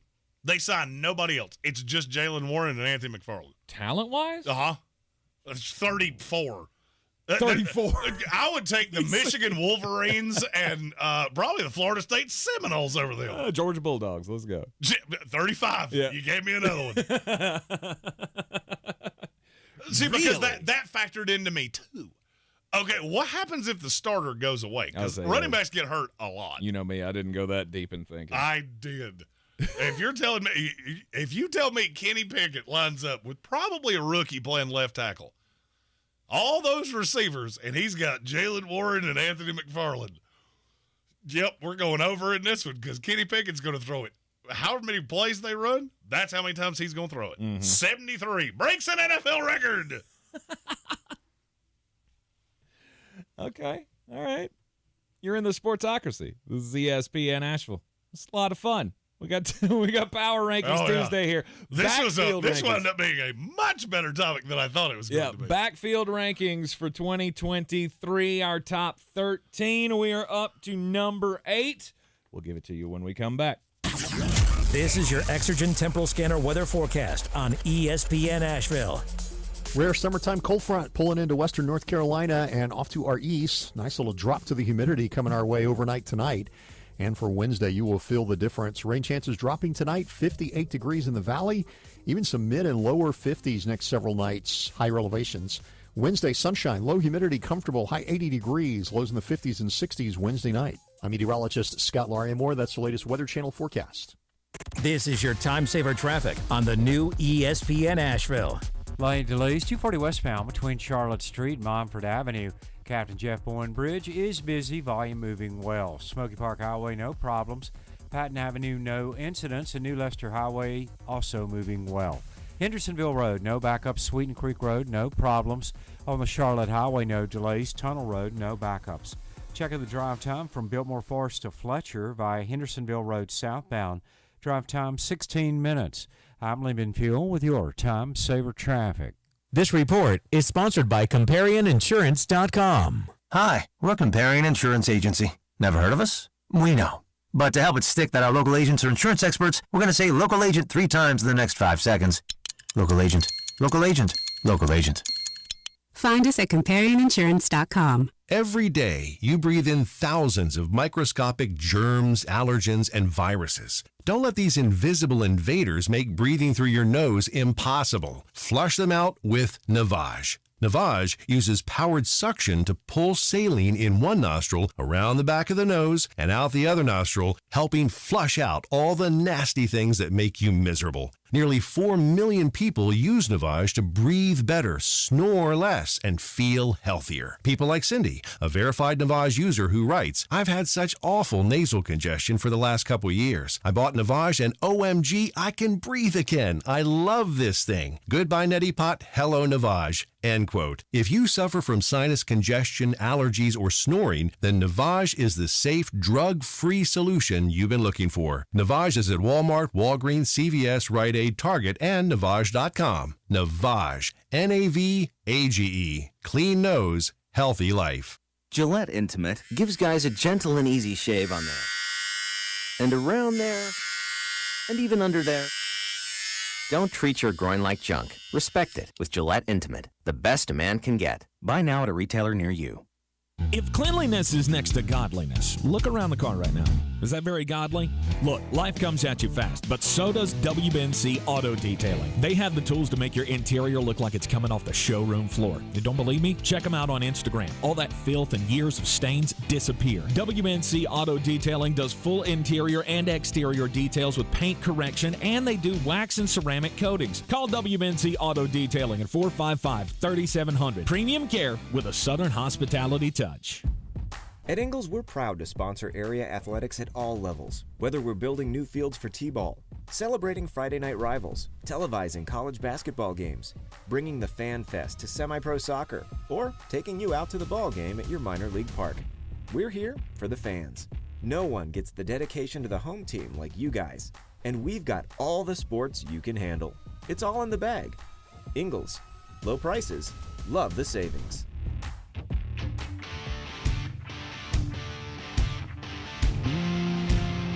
The Sportsocracy. What are you people? On dope? Back in the Sportsocracy on ESPN Asheville, a Power Rankings Tuesday. After the New York Jets picked up Dalvin Cook yesterday to add to their backfield with already Breece Hall, who could have been the Rookie of the Year in the NFL last year. I love the people that listen to this show so much. Why? Stephen Tao said, you wrote yours coming back from Firehouse today. Yeah, we did eat Firehouse for the 300th time. You know why? Because that sandwich is awesome. It is. If you haven't had it, they pay me $0, which they can change by sending an email. Advertising at thesportsocracy.com. You get a lot of free stuff from us. And frankly, I'll do it for sandwiches. My cholesterol would not love that. That pizza loaded meatball. Good Lord, I could eat that every day of my life. I'm going to get cute and start putting vegetables on it, too. Ugh. It's already at the point I just growl at it when it walks in the door like, oh, you're going to be wonderful. After New York's backfield got better and the New England Patriots backfield got better with Ezekiel Elliott being added to Ramondre Stevenson, we decided today's power ranking needed to be the best backfields in the NFL for 2023. So we're going 13-1 here, up to number 8. Jeremy? The Seattle Seahawks. I completely trust in Kenny Walker, and I like DJ Dallas as a 3. Mm-hmm. I did not like Carbonate coming in the league, but I'm getting to the point with Pete Carroll. You know what? I don't know how you're going to do it, but it's going to work. The more I look at Seattle's roster, the more I go, am I like a low-key Seahawks fan? I think so. Did that happen at some point and I missed it? Yeah. And it seems to have happened in the last 8 months. Like, after you saw Geno Smith turn into the quarterback that you always wanted him to be in New York. Geno Smith is still, like, if you're trying to censor yourself around children, In my house, you can still tell somebody to go Geno Smith themselves. That's a thing. He ruined my life for several years. But after you saw that, and they were competitive last year, after you thought they were going to be bad, and the draft picks panned out the way you're the draft guy, so obviously anybody who hammers third, fourth, fifth round picks, of course you're going to be a fan of that franchise. Yeah, weird. The two teams that I think have hammered, two of the teams that I think have hammered the draft the last 2 years, Jets and Seahawks. Weird. Love them both. Right. So, but I mean, here's my thing: if you for some reason decided to commit insurance crimes and you took your car and you plunged it off a cliff and somebody brought it back to you, after took all the mangled pieces and somehow put them back into a drivable car. Mm-hmm. Yeah, when my car breaks down, I'm probably going to take it to that guy. And that's how I feel about Pete Carroll. Geno Smith was a disaster. You made him the 5th best quarterback in the NFL last year statistically. Mm-hmm. If you can do that, you can take the raw of Zach Charbonnet and make him a legit backup running back in the NFL, which is what he is. Mm-hmm. Plus, I love that line, and I love those receivers. Okay. All right, so you go Seattle Seahawks at 8. My 8 was the Cleveland Browns. With Nick Chubb, I think he is, if not the best, he's top 3 best running backs in the NFL. I'm not as down on Jerome Ford as you are, and I think part of it is because of the scheme. Oh, I'm sure because Jerome Ford's I have seen Dearness Johnson come in and be good in this scheme. I go, yeah, the way you do with Seattle, I kind of give that nod to Cleveland as well. You figured out something in this running scheme that just seems to work. You got Jerome Ford, and then Demetric Felton behind that he's Well, you're also a little Swiss Army knife well, guy. You're also talking about a team there that's never had a quarterback that wasn't a Baker Mayfield. You have one of those now. Yeah, had one of those for the last few weeks of last year too. We've been over that. I know. I'm not getting. I'm in too good a mood to get in that argument with you today. Number 7. This was where the Detroit Lions came in for me. For me, this is, and I audibled this at the last minute because I thought about it for 2 breaks, the Chicago Bears. Let me make something perfectly clear. If you're in a fantasy draft with me and you don't view Khalil Herbert as a legit number 1 running back in the NFL, you ain't going to get him because I'm going to. This is the breakout of breakouts this year. That is he your number 1? I will make my first sweeping declaration of the fantasy football season. Okay. Khalil Herbert is going to make me 400 crap loads of money this year. I've been in more arguments about him than I can count. Because, see, I do this thing that a lot of other people don't do. I watch the tape and go, that team was a disaster last year, and he still made it work. They are no longer a disaster, and he's the best running back in that backfield by 17 whole crap loads. What do you think he's going to do now? Okay. You always say you have to see something. Yeah. I have seen it. It hasn't yielded the stats, but it's gonna. Mm-hmm. All right. Chicago Bears coming in at number 7. Like I said, my number 7 is the Detroit Lions because I believe that David Montgomery, while he's not in any type of a top tier in the league, he's a really solid option with Jahmyr Gibbs coming in, and I'm really high on Gibbs as well. David Montgomery is the Devontae Parker of running backs. You've hurt me enough times, and I'm not letting you do it again under any circumstances. Okay. Let's go number 6. This is the one I had to flip, and I've sat here and looked at it for so long that, all right, you have a running back that is definitively better than anything Chicago has, and I really like the talent on the other one. Mm-hmm. It's the Green Bay Packers. Oh, okay. You know I love Aaron Jones. Yeah, absolutely. This is low for me because they're still yet to come on my list. And I can't figure out. So look, I love them both. I've already said that. I have a gigantic man crush on Aaron Jones because he has won me 27 whole crap loads of money. But he still has those games where he just disappears into the ether. Mm-hmm. I think that has more to do with coaching than anything. I do too, but I took that into account a little bit as well. 10% of the entire ranking, but I took that into account. Yep. Aaron Jones can have games where he looks like Barry Sanders. And then 1 week later, he looks like Mary Sanders. And he's just disappeared into thin air. Right. Not because of anything he did. Yeah. But I have to take that into account. You have to take that into account. It makes sense when you look at it through that sphere. I went into this looking at it on talent alone, and any backfield that you can split up and have 2 number 1 running backs is going to be real high on my list. I would agree. And we haven't reached that part of the list yet. And I like that we have – well, there's one team that I know I'm way higher on their backup than you are. I like almost that we have 2 different opinions of this list. Mm-hmm. We did not do that on purpose. We did not. It's also what happens when you only have 2 people working on a show and you say something, hey, we should do running backs, and we leave each other to our own devices. Right, and then we go, okay. Sweet, and you're on. It's individual study.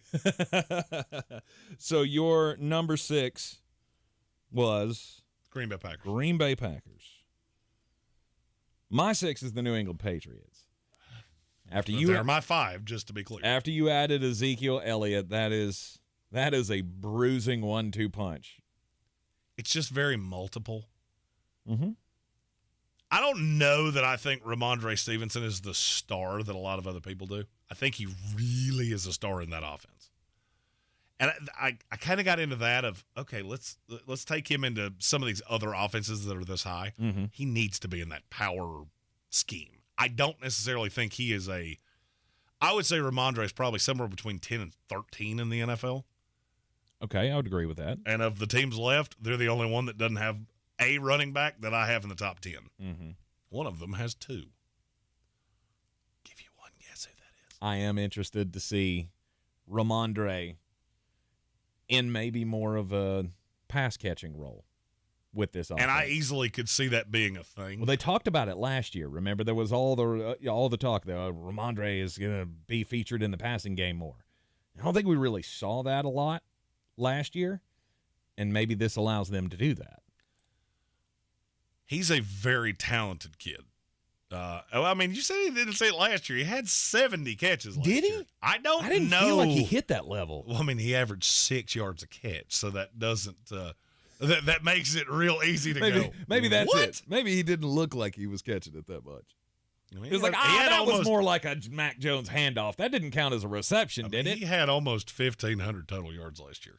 Yeah. He's a very good football I knew player. the yards were there. I had not thought about the catches being that high. So maybe the upside for the pass catching for him is not much more than it was last year.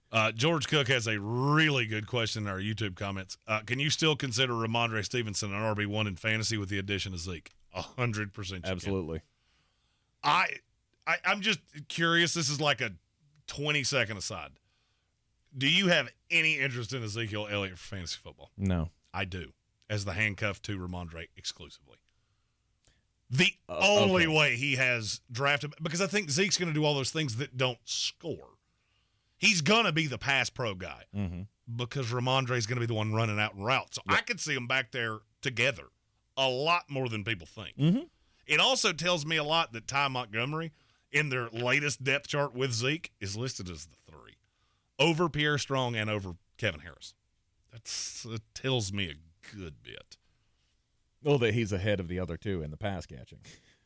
They're not going to be running him between the tackles. Ty Montgomery's not the between the tackles guy. No, Ty Montgomery is he could be the James White role. But I think a lot of that's going to fall on Ramondre. I feel like James White should really be offended at what you just said. Why? Saying James White could be, or saying Ty Montgomery could be in the James White role is kind of like saying I could be in the Luke Combs role. Yes, we look alike, and I can sing, but if I showed up in front of 80,000 people, I would be beaten to death with signature Miller Lite Luke Combs beers. Yeah, Chad Regan says Zeke could also be the red zone back in lots of touchdowns. Yeah, he could.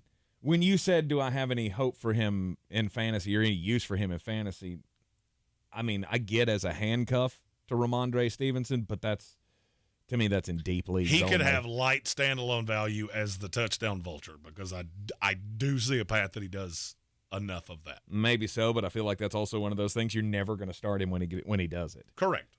He's going to sit on your bench, and one week he'll have 2 touchdowns, and you go, why did I play him? So New England is my 6. They're your 5. Yes. My 5 is the Atlanta Falcons. That's too low. Too low? Period. Okay. They have 3 legit running backs. Yes, I still consider Cordero Patterson to be a legit running back. Okay. I mean, I see how you get there, but I don't think. Okay. I don't think he could still be used in that role. All right. I'm gonna give you a team, just comparison's sake. Who's better, Bijan Robinson or Ramondre Stevenson? Bijan. Who's better, Tyler Algier or Ezekiel Elliott? Oh, it's Tyler. As a running back. It's Tyler. All right. Who's better, Cordero Patterson or Ty Montgomery? Do you see when I say it that way how you go, well, oops. Well, I mean, I had him ahead of them. By one spot. I had him ahead of them. Yeah, by one spot. And look, I'm high on New England, but I'm looking at Atlanta going, you said a number that rhymes with woo wrong.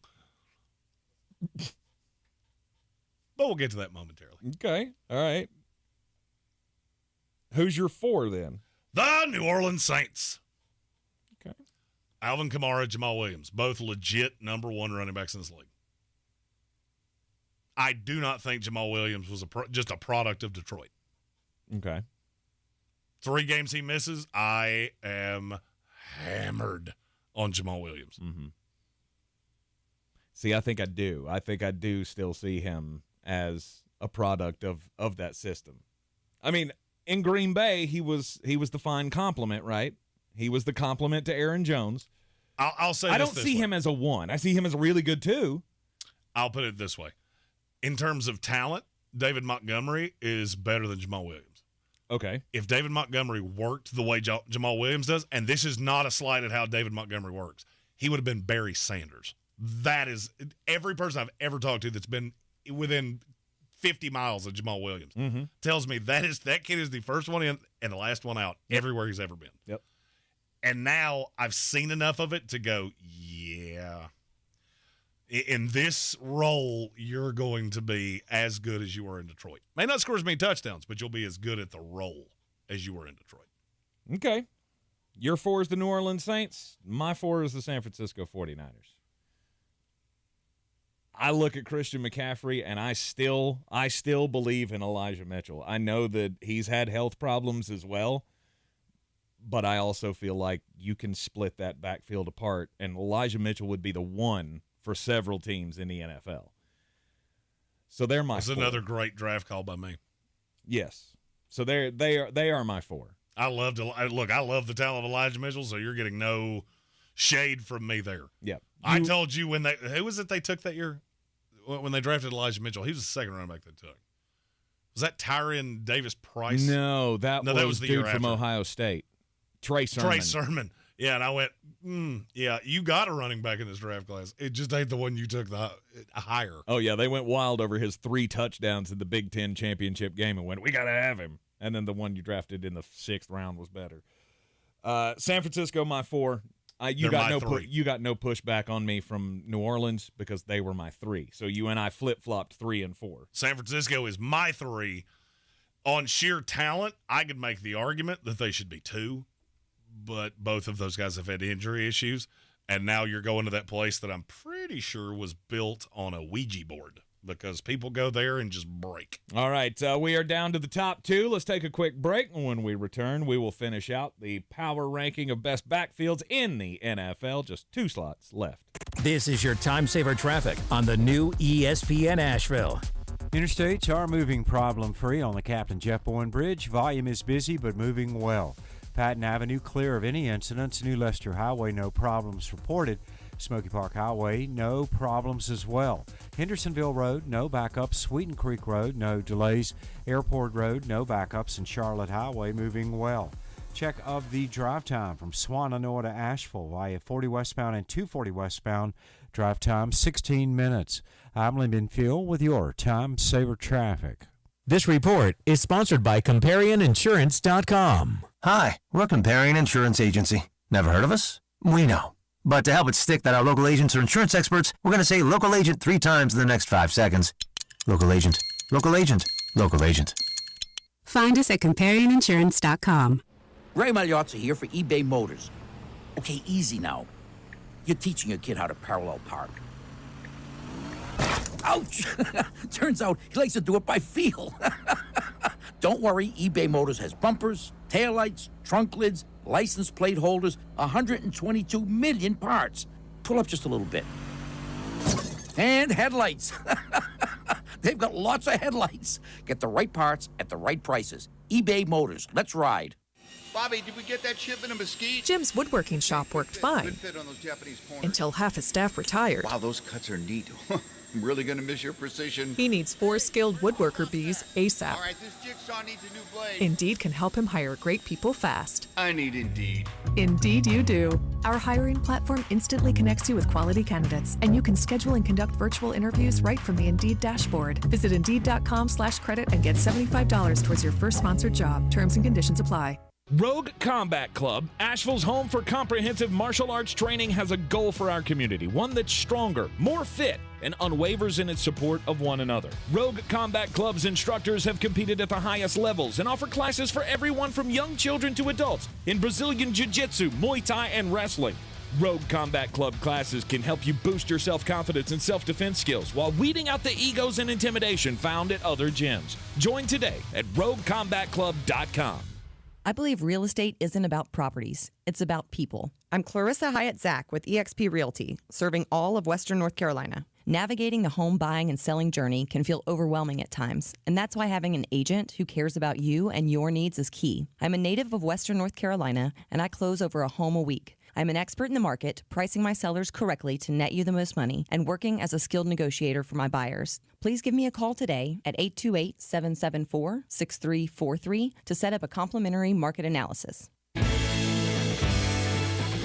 We are back in the Sportsocracy to round out our power rankings for this week.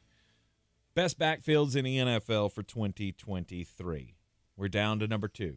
Jeremy, you're number 2? The Atlanta Falcons. Atlanta Falcons. My number 2 is the Green Bay Packers. I don't look at Tyler Algier as being on the level of either Aaron Jones or A.J. Dillon. I would say he's close to A.J. Dillon.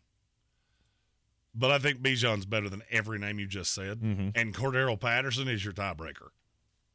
Because he's exponentially better than anything Green Bay trots out there. That's where I'm at. Okay. Plus, you tie in the Matt LaFleur thing of, hey, Aaron Jones, you just had 3 touchdowns and 178 yards. Cool. This week, you're going to get 6 touches. How's that sound? Oh, really stupid.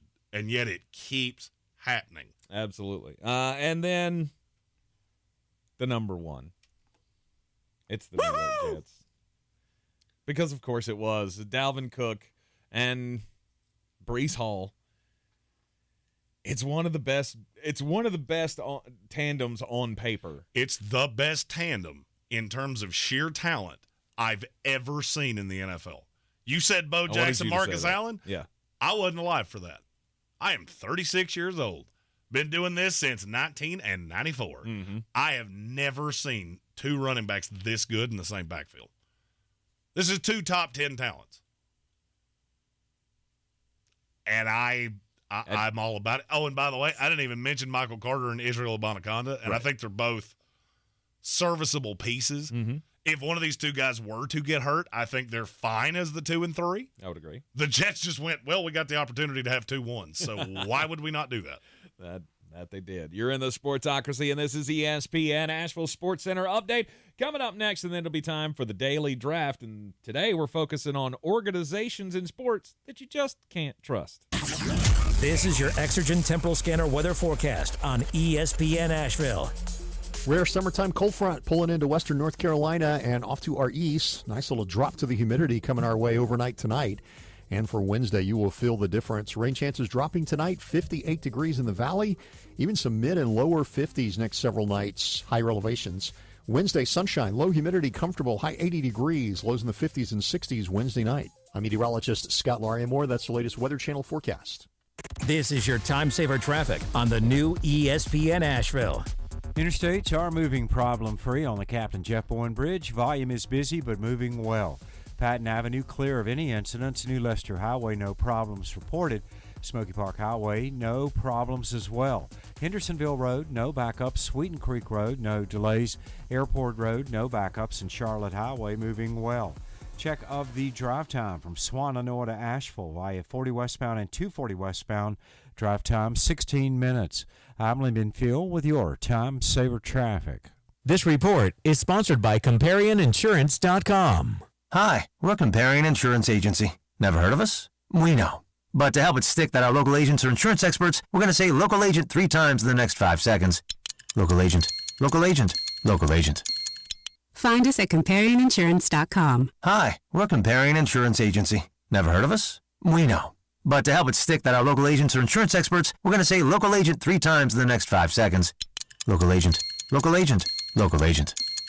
Find us at ComparionInsurance.com. From the Ingles Studios, this is ESPN Asheville, WPEK, W225CJ Fairview, WMXF Waynesville, and iHeart radio station. This is SportsCenter. I'm Christine Lisi. Anthony Richardson, the 4th overall pick in this year's NFL draft, will be the Colts starting quarterback this season. Richardson telling reporters he was shocked when given the news. Jets running back Breece Hall, 10 months removed from ACL surgery, back at practice. He did light individual drills today. His return one day after the Jets agreed to sign running back Dalvin Cook.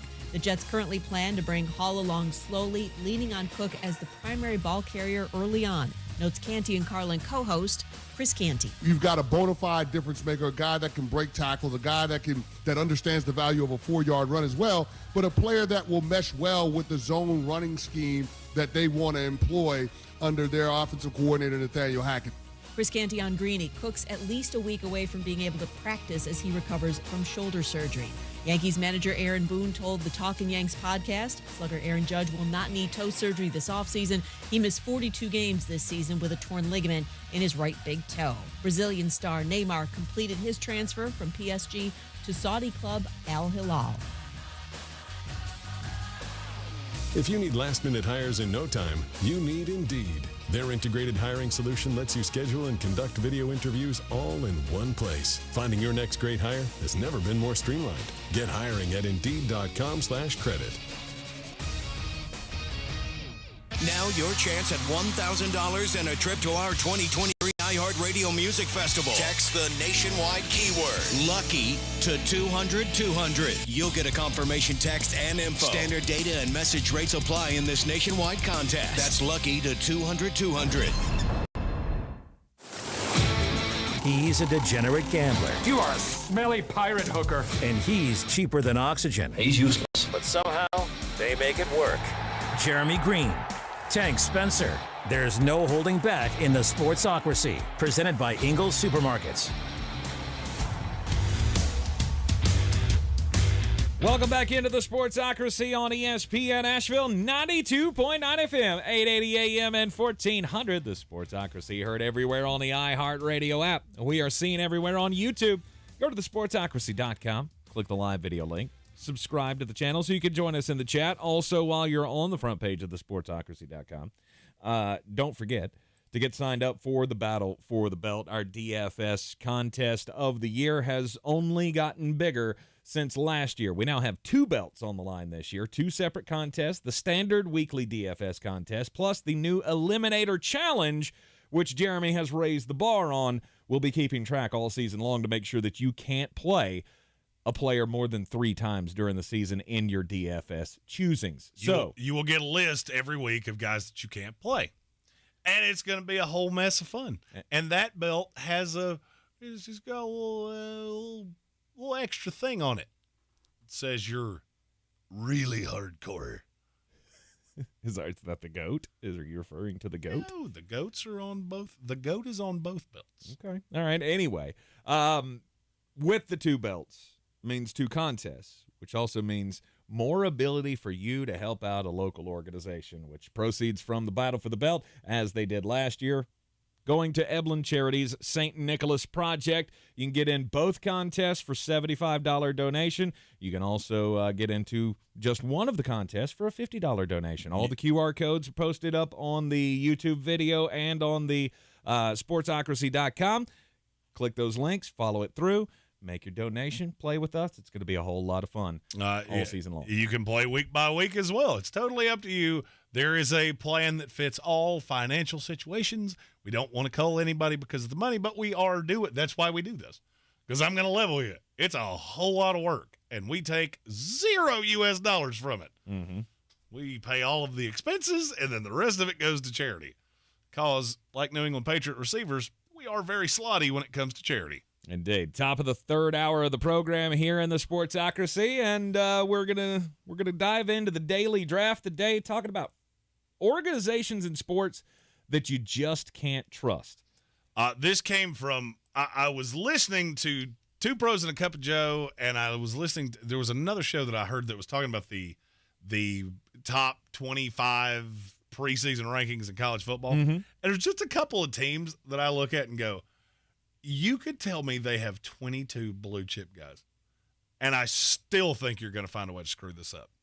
And it got my brain working of, there are just some organizations. One of them might be a team that I'm pretty fond of, and we've talked about them having the best backfield in the NFL, that it's really hard to get on board with. Mm-hmm. So I, being the kind man that I am, I'll give you the first pick. I get the first pick of organizations in sports that you just can't trust. Snake bitten is what I put up on the little graphic. I like that. Snake bitten. Yeah, but the first one that always comes to my mind, maybe only because I have to stare at their logo every damn day of the week, is the New York Jets. That's my number one pick. There's a reason that the saying exists, Jets gone jet. How many times? I mean, obviously the Jets have been god-awful for a long time, save for a couple of years with Rex Ryan. Remember there was that year that they got Le'Veon Bell and the media lost their minds about that was going to be the Super Bowl contender team. I was one of those people. There's a reason that the saying exists. And now, and what's more is there's an expectation now where there hasn't been before. Yes, I get this team is different. It's built differently, blah, blah, blah, blah, blah, more star power than they've ever had. I get it. All of the things look good. But it always seems like when you're that close to having something good, the New York Jets are going to pull it away from you. Well, I'm glad you did that because I was going to 100% cheat. That's actually why I gave you the number one pick. Mm-hmm. Because I had 4 answers that all started with New York blank. Well, you can't cheat. You can't take them all. I was going to take them all together. You can't take them all. Well, I was going to. Name's on the door. I can do whatever I want to. Mm-hmm. You can't. That would have taken out half my list. Yeah. Fun, ain't it?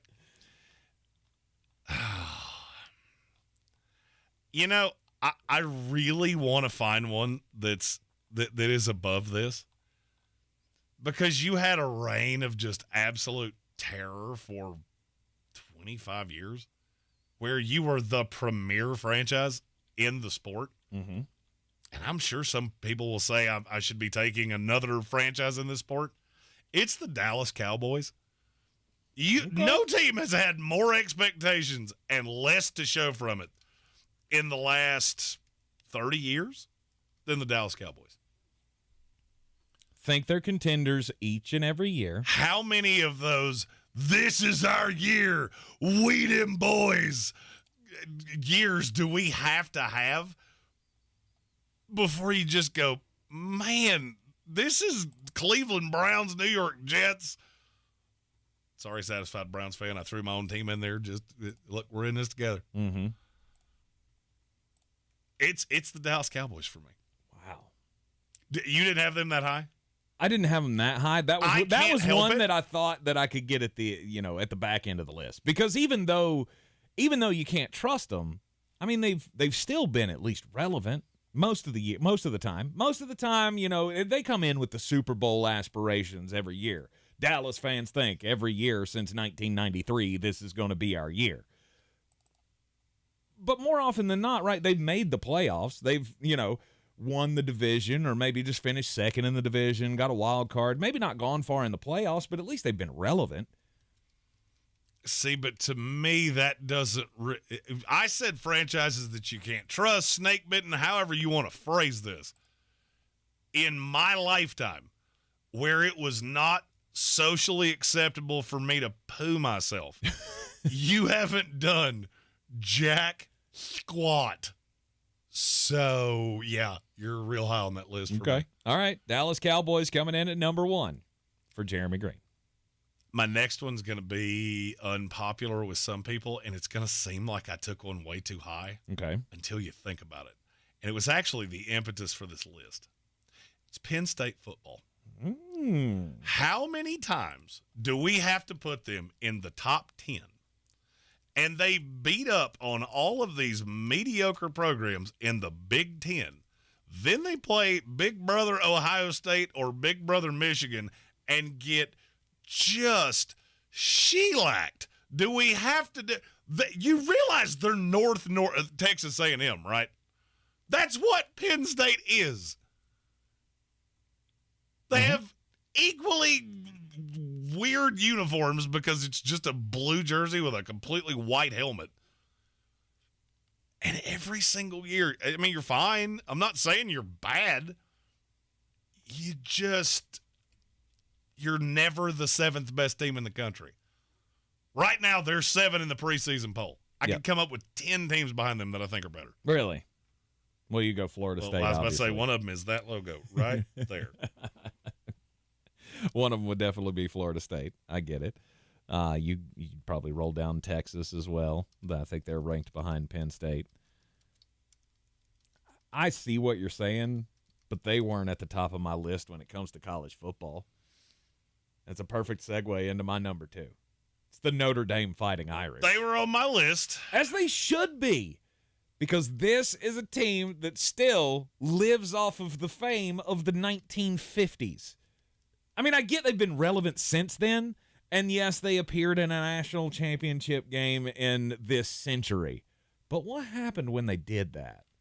Scattered, smothered, covered, diced, chunked, and diced again. Absolutely. And every year they come up like, oh, Notre Dame's 8-0, and could they be crash the party for the college football playoff? No! They didn't earn it. And I don't feel like they ever earn it, really. And I'll be honest with you. Here's what put Penn State ahead of them to me. They're almost always ahead of Notre Dame in the poll. Okay. People don't give Penn State the shade. I feel like we see Notre Dame slide in at 11, and you go, they're not the 11th best team in the country. And we all do that universally. Even their fans do that. Mm-hmm. We're fine. We're not that good. And you get to a point of that where it's like, well, you're not really snake bitten because we all expect you to piddle in your pants before this is all said and done. Mm-hmm. I don't disagree. They were on my list. They just weren't this high. Yeah, they're the number 1 in college football for me. But again, I understand where you went with Penn State there. Now I'm torn on the next one. No, I can't take that leap just yet. Here's another NFL franchise that you just can't step away from. It's the Cleveland Browns. I was typing it before you finished that sentence. I wanted to jump into another sport, but I just couldn't. Because, I mean, hell, Browns going brown, right? We say the same things about them that we say about the New York Jets. Anytime they're supposed to be good, they're never good. We said they were going to be good at the end of last year. When Deshaun Watson finally comes back, you'll see a spark in this team. That did not happen under any circumstance whatsoever. You've been away from the team for a long time. I get it. I don't think you do understand. because you bring that up a lot. Because it's facts. And again, facts don't care about your feelings. Look, you can project all you want to, but still it's just a projection at this point. Mm-hmm.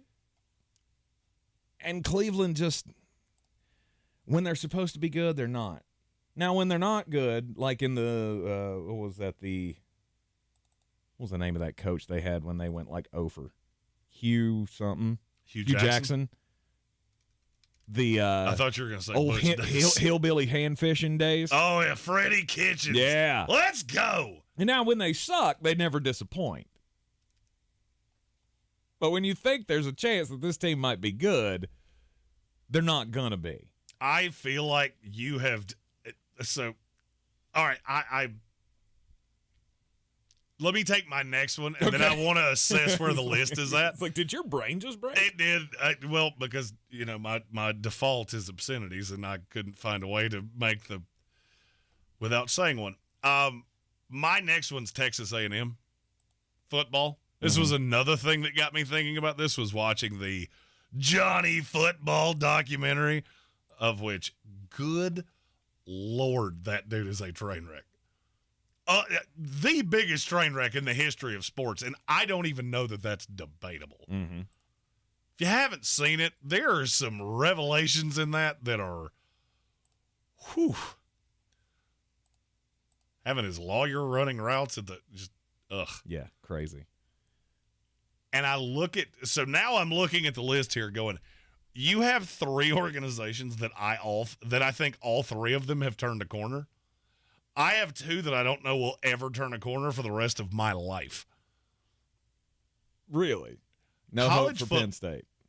College football at this point, turning one of those programs around is kind of like turning around a yacht. It takes a really long time, and it takes a lot of patience. I feel like both of those teams have enough money in the program that if they were going to get better, they already would have. The Cowboys, you're always going to have the craziest fan base, and if you don't win the Super Bowl, it's always going to be a problem. Mm-hmm. The Cleveland Browns and the New York Jets, you go in and win a playoff game, they start talking about building statues to you. Many people with the Browns still feel like Baker Mayfield deserves some kind of credit for giving them a win against the Pittsburgh Steelers in the playoffs. That's not many. That's few. Because most of them go, man, if we had drafted Josh Allen, we would be set forever. You'd be so good. Absolutely. But instead, we took Johnny Manziel Jr. That's awesome. How did we get fooled on that poo twice? Mm-hmm. All right.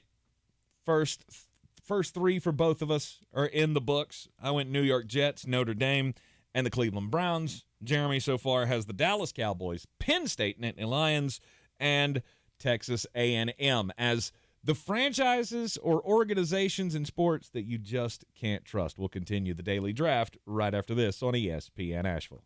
This is your time saver traffic on the new ESPN Asheville.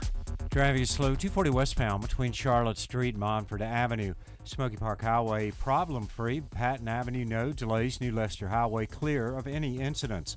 Merriman Avenue northbound near Edgewood Road, traffic is slowing. Sweeten Creek Road southbound slow between the Blue Ridge Parkway and Mills Gap Road. Hendersonville Road moving problem-free. Checking the drive time from West Asheville to Biltmore Village via Meadow Road. Drive time 13 minutes. I'm Lyndon Peel with your Time Saver Traffic.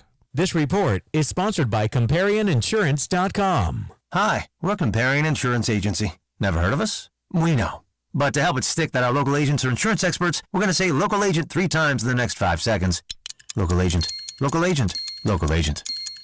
Find us at ComparionInsurance.com. Are you a business owner, CEO, or responsible for marketing?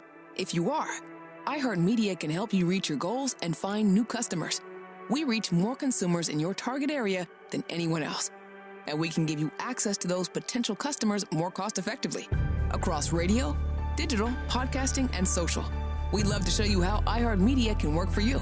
From your cell, dial pound 250 and say keyword great results. That's pound 250 and say great results.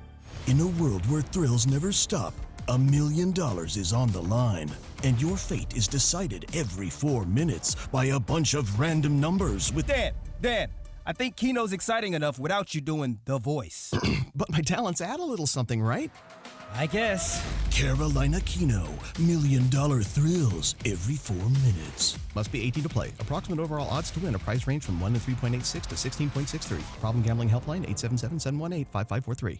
Gillette Intimate gives guys a gentle and easy shave on there. And around there. And even under there. Don't treat your groin like junk. Respect it with Gillette Intimate, the best a man can get. Buy now at a retailer near you. Running a small business is no small task. At Home Trust Bank, we work hard to prepare businesses for whatever tomorrow may bring. Your dreams are our business, and we have local experts who can help you plan for a successful future. Dependable guidance you need, and service you'll appreciate. At Home Trust Bank, we take your small business banking personally. Visit your local Home Trust branch or anytime at htb.com. Member FDIC. Are you Beer City's best fantasy football player? Your chance to prove it is back. The Sportsocracy's Battle for the Belt is back for year 2 with 2 ways to win. Our standard contest and the new Eliminator Challenge for the most hardcore of football fans. Play fantasy football with us every week of the NFL season and compete for a cause with proceeds benefiting Eblen Charities St. Nicholas Project. Register today at thesportsocracy.com and take your shot at the title of Beer City's fantasy football champion. At Ingles, we're proud to sponsor area athletics at all levels, whether we're building new fields for T-ball, celebrating Friday night rivals, televising college basketball games, bringing the Fan Fest to semi-pro soccer, or taking you out to the ball game at your minor league park. We're here for the fans. No one gets the dedication to the home team like you guys, and we've got all the sports you can handle. It's all in the bag. Ingles, low prices, love the savings.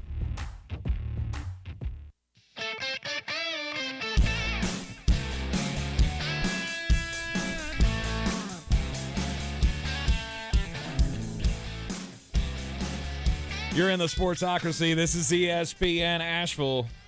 Bow thrusters. I'm not sure what that is. Didn't Suzanne Summers represent that? I think she did. I think bow thrusters must be that must be like a bow flex and a thigh master all together. It's bow thrusters. That's something that makes it easier to turn a boat, I'm assuming. I forgot Jonathan Welch was a boat guy. A boatman. Yeah, he's a boatman.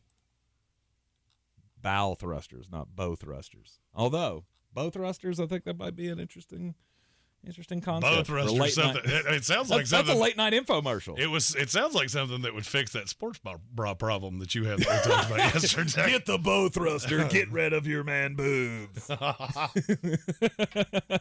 We're in the middle of the daily draft here on ESPN Asheville. Thanks for tuning in to the Sportsocracy, even if it's the last time that you do so. Hey, we're two big dumb bears here. You really have no more expectation of us. We are going through the. It's the can't trust them list.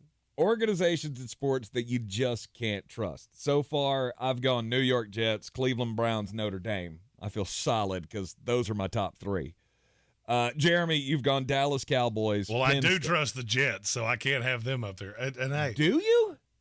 Right now, of course I do. I haven't had anything to root for in 3 presidential terms. All right. Okay, so literally the last time that I had something to root for, there's an old saying in Tennessee. I know it's. And I've gone from that to. And what am I doing here? The United States has had more hope than I have in my NFL football team, and that's saying a lot.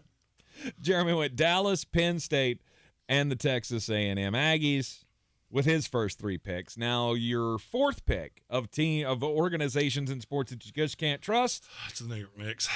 The New York Knicks? New York Knicks. I don't care. You could literally tell me that they signed the 2023 NBA All-Star team. You will still somehow find a way to either miss the playoffs or you'll make the playoffs and get just shellacked in the second round. I'm also pretty sure I was sitting next to your head coach at that Panther-Jet game. That dude looked so much like Tom Thibodeau that it was I couldn't stop. Just nanners.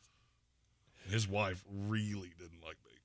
She made that very clear more than once. But the Knicks, like I'm trying to think, and I realize Knicks fans pump them up. The media pumps them up because they're in New York and because, well, Stephen A. Smith feels like he has to get the Knicks into every show he ever does for some reason. Biggest media market in the country. Cowboys. Biggest media market in the country. Ain't that hard to figure out. Right. But here's my thing. They haven't been relevant. When was the last time you were supposed to be good and weren't and let your fans down? Oh, I mean, look, they've had a Carmelo Anthony, okay?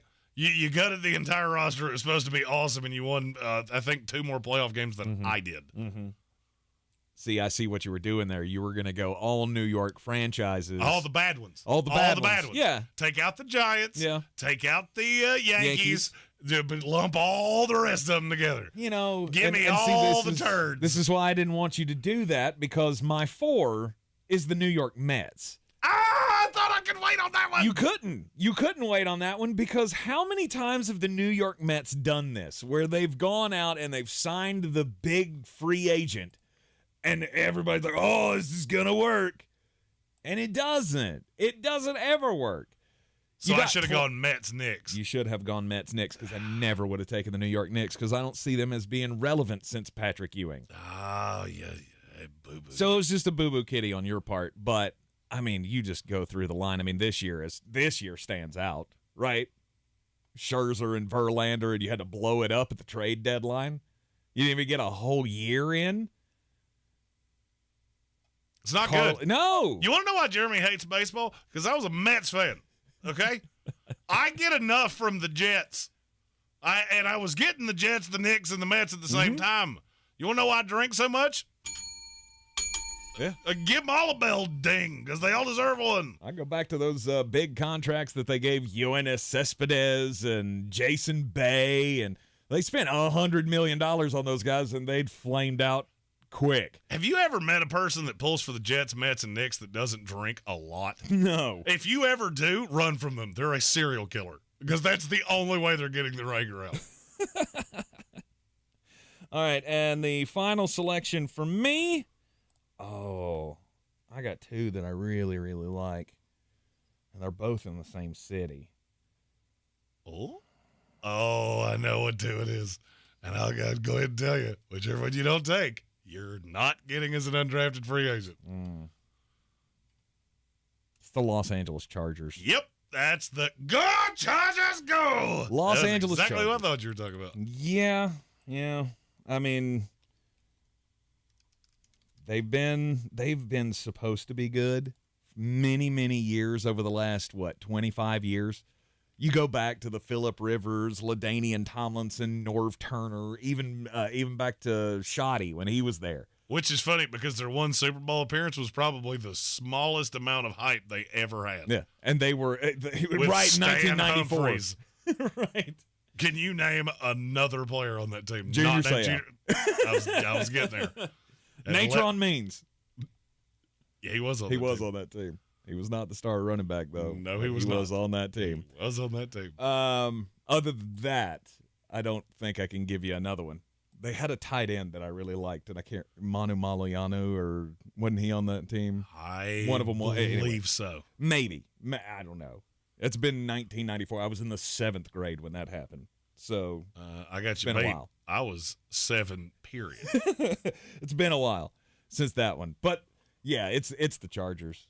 Especially if they do it this year. Like, that's the one thing that holds everybody back of, can they be contenders in the AFC? Maybe. They have the talent to possibly be the 1 seed in the AFC. Mm-hmm.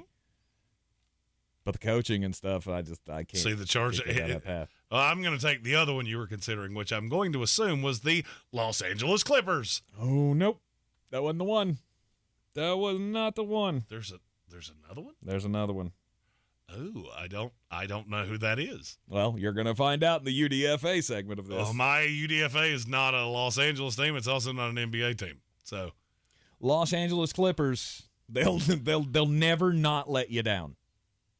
Oh yeah, the Los Angeles Clippers are the high school love that has cheated on you 400 times, and every time you take them back. Mm-hmm. I'll never do it again. And they are texting somebody as they're saying it. My only caveat to that is, of the last 12 years, right? You go back to the Chris Paul, Lob City days, and then they followed it up with Kawhi and Paul George. But before that, they were completely irrelevant.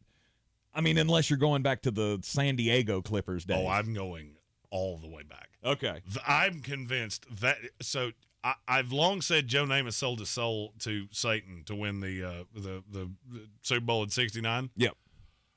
I don't know what the Clippers did to win nothing. They sold theirs for like a hot dog. Like they were really hungry, and they went, I could go for a hot dog. Sell yourself into awful for the rest of your existence. Right. Huzzah. All right, now I got to know. Now who is the other Los Angeles team you're talking about? It's the Los Angeles Angels. Oh, yeah, I don't care nearly enough about them. Yeah, and I get it. I mean, maybe to a lesser degree than these other teams, but that's still one that you look back on and you go, how much have you gone big on free agents? Right? Well, right now you have the two best players in your sport, and you're still bad. Mike Trout. Have they won a game since the All-Star break? I don't know. They hadn't. Mike Trout and Shohei Ohtani are the two best things that baseball has going for them. They're on the same damn team, and they can't win a lick cumulatively over the season. And then you just go back to, like, remember when they gave $1 billion to Albert Pujols, and that was supposed to change things? And it obviously never did. I don't know. I just felt like that team was a disappointment when they lost in the World Series to the San Francisco Giants with Barry Bonds. That must have been in that time where I was introduced to girls, and I actually, really didn't care. They won that series, didn't they? No, they did win that series. Right now, if you told me I had to get this right, or you were going to throw me in front of a truck, I think I'd just throw myself in front of it. You don't remember? You weren't around for that. What was that? 2001? God, it's been a long time ago. Damn, I'm getting old. But yeah, the Angels definitely land on that scale for me of organizations that I just can't trust. Who's your UDFA? I have two. Mm-hmm. I'm trying to decide if I want to be a jerk to you because your Tampa Bay Buccaneers are one of them, or if I want to say, nobody let you down like the Buffalo Bills. See, I wasn't going to do that because I was going to be nice to our good Buffalo friends. And we have many good Buffalo friends, and we love them all dearly. But your team has cost me $11 billion. So I have officially run out of niceties. Yep. I bet heavily on you to win the Super Bowl 3 years in a row. You're quickly shading into that dead to me list. Right. And of course the 4 trips to the Super Bowl that you couldn't pull out a victory, and that all adds up over the years. And the maths for sure. Yeah, I mean, absolutely miserable fan base, and love our team to death, but when it comes down to the end, I just can't trust them. So I absolutely get them. Buffalo was in consideration for me, but again, I wanted to be nice and didn't want to end up getting pulled over because I pissed off the chief. So not saying he'd abuse his power like that. No, never ever. It's just a hunch. Anyway. This feels like a good Friday to start the actual weekly with Asheville Police Chief David. I would love it. I hope he can find some time to spend with us for an hour here in the studio and tear himself away from the poo squall that is the city of Asheville right now. The shenanigans that are happening. You think we could tear him away for an hour to do NFL bangers? As long as nobody torches more cop cars in downtown. Yeah, hey, Asheville, stop doing crimes. Stop doing crimes. We keep ending up on national news. Don't do that. Speaking of, it's time for the most important message of the day when we come back right here on ESPN Asheville. This is your Exergen Temporal Scanner weather forecast on ESPN Asheville. Rare summertime cold front pulling into western North Carolina and off to our east. Nice little drop to the humidity coming our way overnight tonight. And for Wednesday, you will feel the difference. Rain chances dropping tonight, 58 degrees in the valley, even some mid and lower 50s next several nights, higher elevations. Wednesday, sunshine, low humidity, comfortable, high 80 degrees, lows in the 50s and 60s Wednesday night. I'm meteorologist Scott Larimore. That's the latest Weather Channel forecast. This is your time saver traffic on the new ESPN Asheville. Driving slow, 240 westbound between Charlotte Street and Montford Avenue. 26 eastbound slow between Long Shoals Road and Airport Road. 26 westbound, light delays between Long Shoals Road and the Blue Ridge Parkway. Smoky Park Highway southbound between I-40 to approaching Sand Hill Road, delays. North Asheville, Merriman Avenue northbound at Edgewood Road, delays. Sweeten Creek Road southbound between the Blue Ridge Parkway and Mills Gap Road is slow.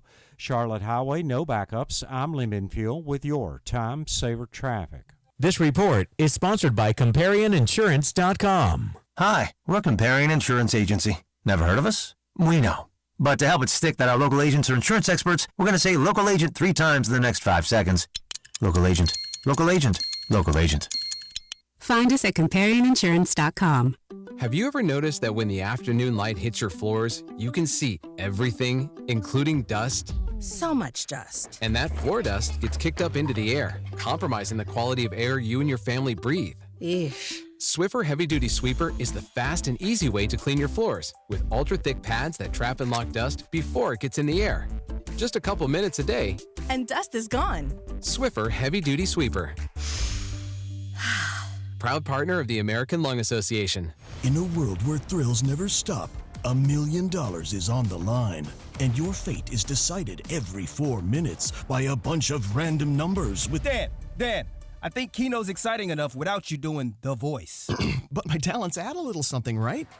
I guess. Carolina Keno, $1 million thrills every 4 minutes. Must be 18 to play. Approximate overall odds to win. A price range from 1 to 3.86 to 16.63. Problem gambling helpline 877-718-5543. The NFL is back, and your free iHeartRadio app is your home for the NFL Podcast Network with full coverage of all 32 NFL teams. Get in-depth analysis from the pros on Around the NFL. Win bragging rights at this year's draft with tips from the NFL Fantasy Football Podcast and more. Download the free iHeartRadio app today. Rogue Combat Club, Asheville's home for comprehensive martial arts training, has a goal for our community, one that's stronger, more fit, and unwavers in its support of one another. Rogue Combat Club's instructors have competed at the highest levels and offer classes for everyone from young children to adults in Brazilian Jiu-Jitsu, Muay Thai, and wrestling.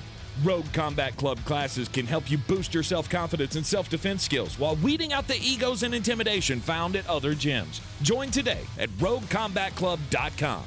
I believe real estate isn't about properties. It's about people. I'm Clarissa Hyatt-Zach with eXp Realty, serving all of Western North Carolina. Navigating the home buying and selling journey can feel overwhelming at times, and that's why having an agent who cares about you and your needs is key. I'm a native of Western North Carolina, and I close over a home a week. I'm an expert in the market, pricing my sellers correctly to net you the most money, and working as a skilled negotiator for my buyers. Please give me a call today at 828-774-6343 to set up a complimentary market analysis.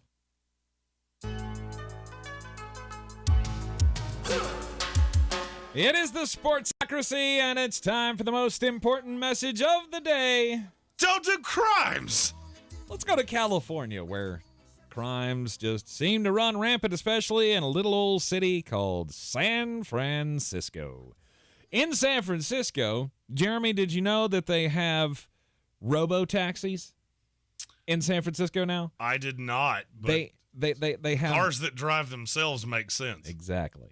That's what these are. Cars that drive themselves, and they, whatever you feel about, AI and things doing tasks that are normally for humans, like driving, I don't know that I would ever trust this. I don't know that I would trust a robot to drive me on public streets safely to and from. But there are a lot of people I bet it doesn't scissor merge like you do. So it's probably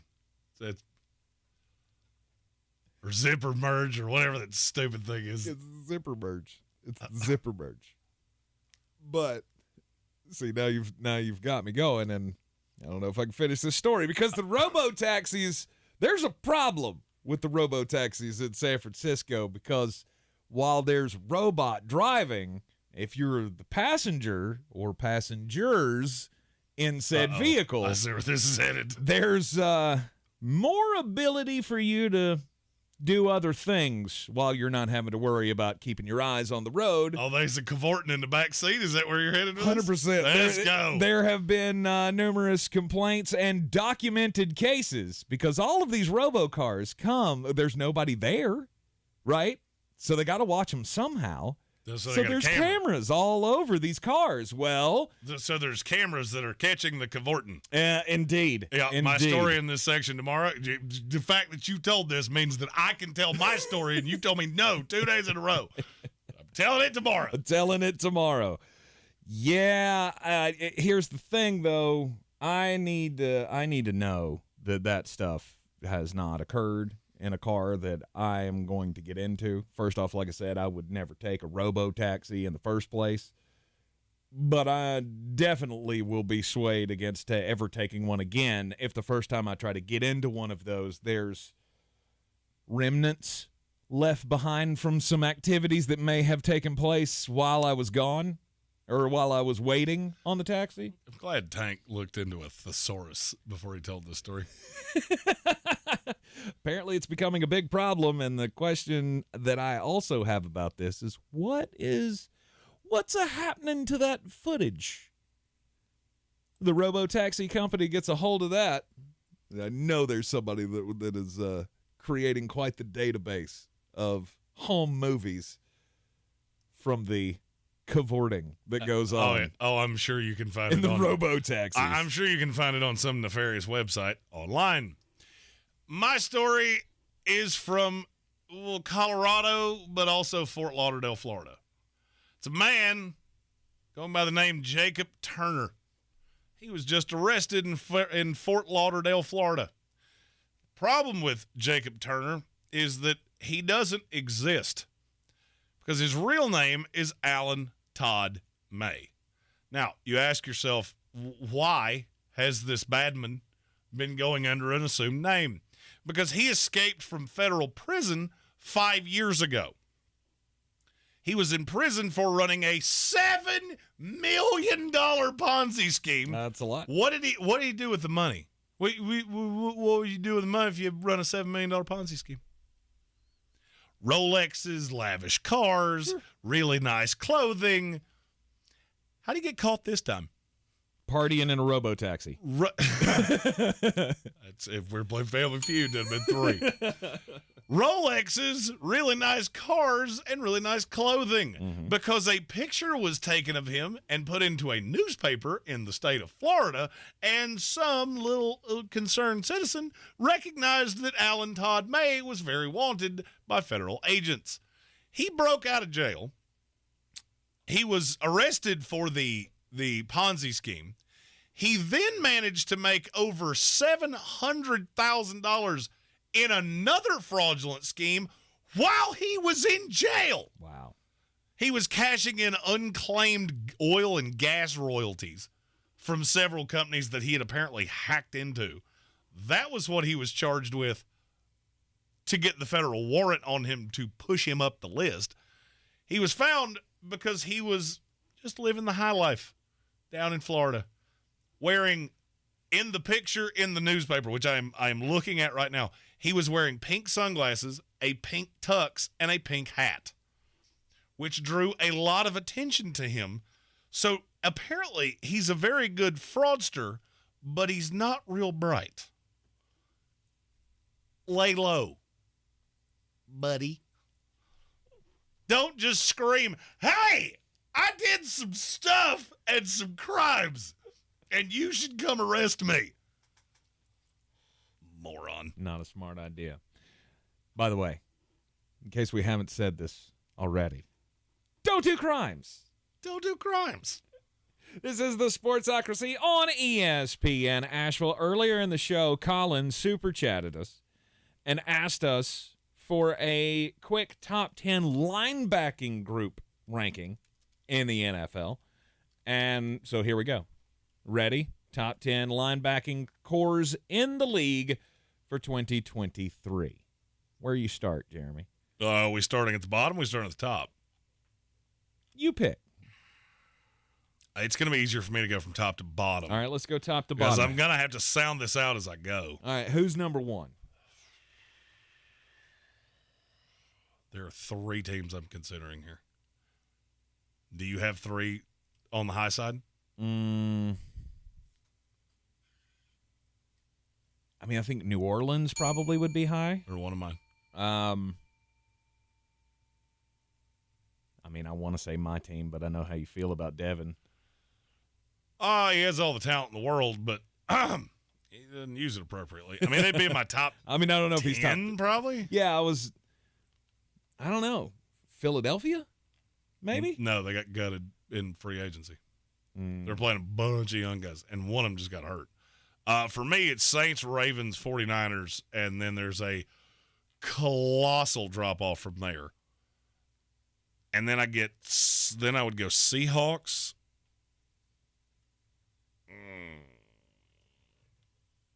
And then maybe another colossal drop-off. The Bengals and the Chiefs have to be up there somewhere. Mm-hmm. I would say that's probably my top 6. Okay. Bengals and the Chiefs, I get both of those. What about the Bears? I would PFF has them ranked very highly, which and is insanity. I don't know that I can't buy into that. I actually saw a list exactly the same. I would have them probably in the top 10. Mm-hmm. PFF's got them at 2, which I think is crazy. Yeah, my list would go Ravens 1, 49ers 2, Saints 3, Seahawks 4, Bengals 5, Chiefs 6, then probably the Bears. Your Bucks would be in there somewhere. Mm-hmm. Miami, New England, probably the. Man, this gets hard when you're doing it on the fly. I get it. Cleveland. They're up there for me. That's probably the list. Yeah. JOK and Anthony Walker and Taki. Shione Taki is one of my favorites in the league. And I would say you're probably we out of those teams that we mentioned, we got a good combination of the top 10 somewhere in there. I would agree. James Rorick said Dallas. I would have agreed with that when they played Micah Parsons as a linebacker, but they've said he's exclusively going to be a edge rusher moving forward. Mm-hmm. I still think they're worth talking about with Van Der Esch, Damone Clark, Jabril Cox, and DeMarvion Overshown. Yeah, they should be in the top 10. Now that I've said that out loud, they should be in the top 10. And Anthony Super Barr. unproven. And we just picked up Anthony Barr, too, didn't they? No. He played for them last year. Oh, okay. And then he went down to New Orleans and didn't sign with anybody. Ah, gotcha. All right, there you go. And then posted something stupid like, never let them know what your next move is. That's a weird trajectory for a 31-year-old linebacker that nobody really cares about. All right, Colin, I hope he was able to hang on with us here throughout the third hour of the program to get the top 10 linebacking cores list here, but I think we did that pretty well off the fly. Stephen Tao said Steelers. I took that as off-ball linebacker, so I wasn't really including edge rushers. That's a different category to me. I don't know if you felt the same way. If it wasn't, then yeah, they should have been in the top 3. Mm-hmm. If you're going Watt and Highsmith, but that's a whole different list. You're in the Sportsocracy. This is ESPN Asheville, 92.9 FM, 880 AM, and 1400. If you have not, just a reminder, go to thesportsocracy.com or just the description of our YouTube video. The links are all there for the Battle for the Belt, our yearly fantasy charity extravaganza with Eblen Charities St. Nicholas Project. Proceeds from the Battle for the Belt, once again, going to that cause. We get 2 different contests this year. 2 belts are on the line. We got the standard contest and the new Eliminator Challenge. You can get all the details and sign up at thesportsocracy.com. We'll be right back. This is your time saver traffic on the new ESPN Asheville. Driving slow, 240 westbound between Chuns Cove Road and Montford Avenue. 26 westbound slow between Long Shoals Road and the Blue Ridge Parkway. 26 eastbound slowing between the French Broad River and Airport Road. 40 westbound delays between the 26-240 split Malfunction Junction and Smoky Park Highway. On Smoky Park Highway southbound, traffic is stop and go between I-40 near the Buncombe County Sports Park. Sweeten Creek Road, southbound, slow between the Blue Ridge Parkway and Mills Gap Road. I'm Lemon Fuel with your Time Saver Traffic. This report is sponsored by ComparionInsurance.com. Hi, we're a Comparion Insurance Agency. Never heard of us? We know. But to help it stick that our local agents are insurance experts, we're going to say local agent 3 times in the next 5 seconds. Local agent, local agent, local agent. Find us at ComparionInsurance.com. Our iHeartRadio Music Festival is coming back to T-Mobile Arena in Las Vegas this September. Superstar artists from every genre. Streaming live only on Hulu. Buy tickets now at AXS.com. In a world where thrills never stop, $1 million is on the line, and your fate is decided every 4 minutes by a bunch of random numbers with... Dan, I think Keno's exciting enough without you doing the voice. But my talents add a little something, right? I guess. Carolina Keno, $1 million thrills every 4 minutes. Must be 18 to play. Approximate overall odds to win. A price range from 1 in 3.86 to 16.63. Problem gambling helpline 877-718-5543. It's back to school season at Famous Footwear. After all, Famous Footwear is famous for helping you find the perfect shoes for the whole family, no matter what style you're looking for. Grab the hottest looks like retro joggers from New Balance, court sneakers from Nike, colorful Crocs, the comfiest Hey Dudes, and more.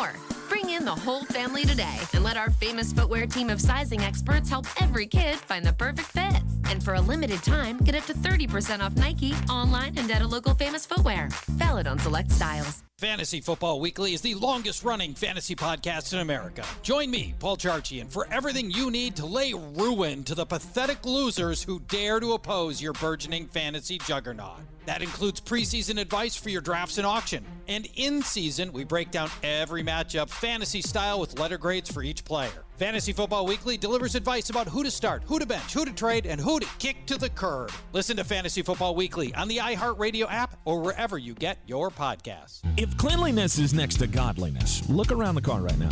Is that very godly? Look, life comes at you fast, but so does WBNC Auto Detailing. They have the tools to make your interior look like it's coming off the showroom floor. You don't believe me? Check them out on Instagram. All that filth and years of stains disappear. WBNC Auto Detailing does full interior and exterior details with paint correction, and they do wax and ceramic coatings. Call WBNC Auto Detailing at 455-3700. Premium care with a Southern hospitality touch.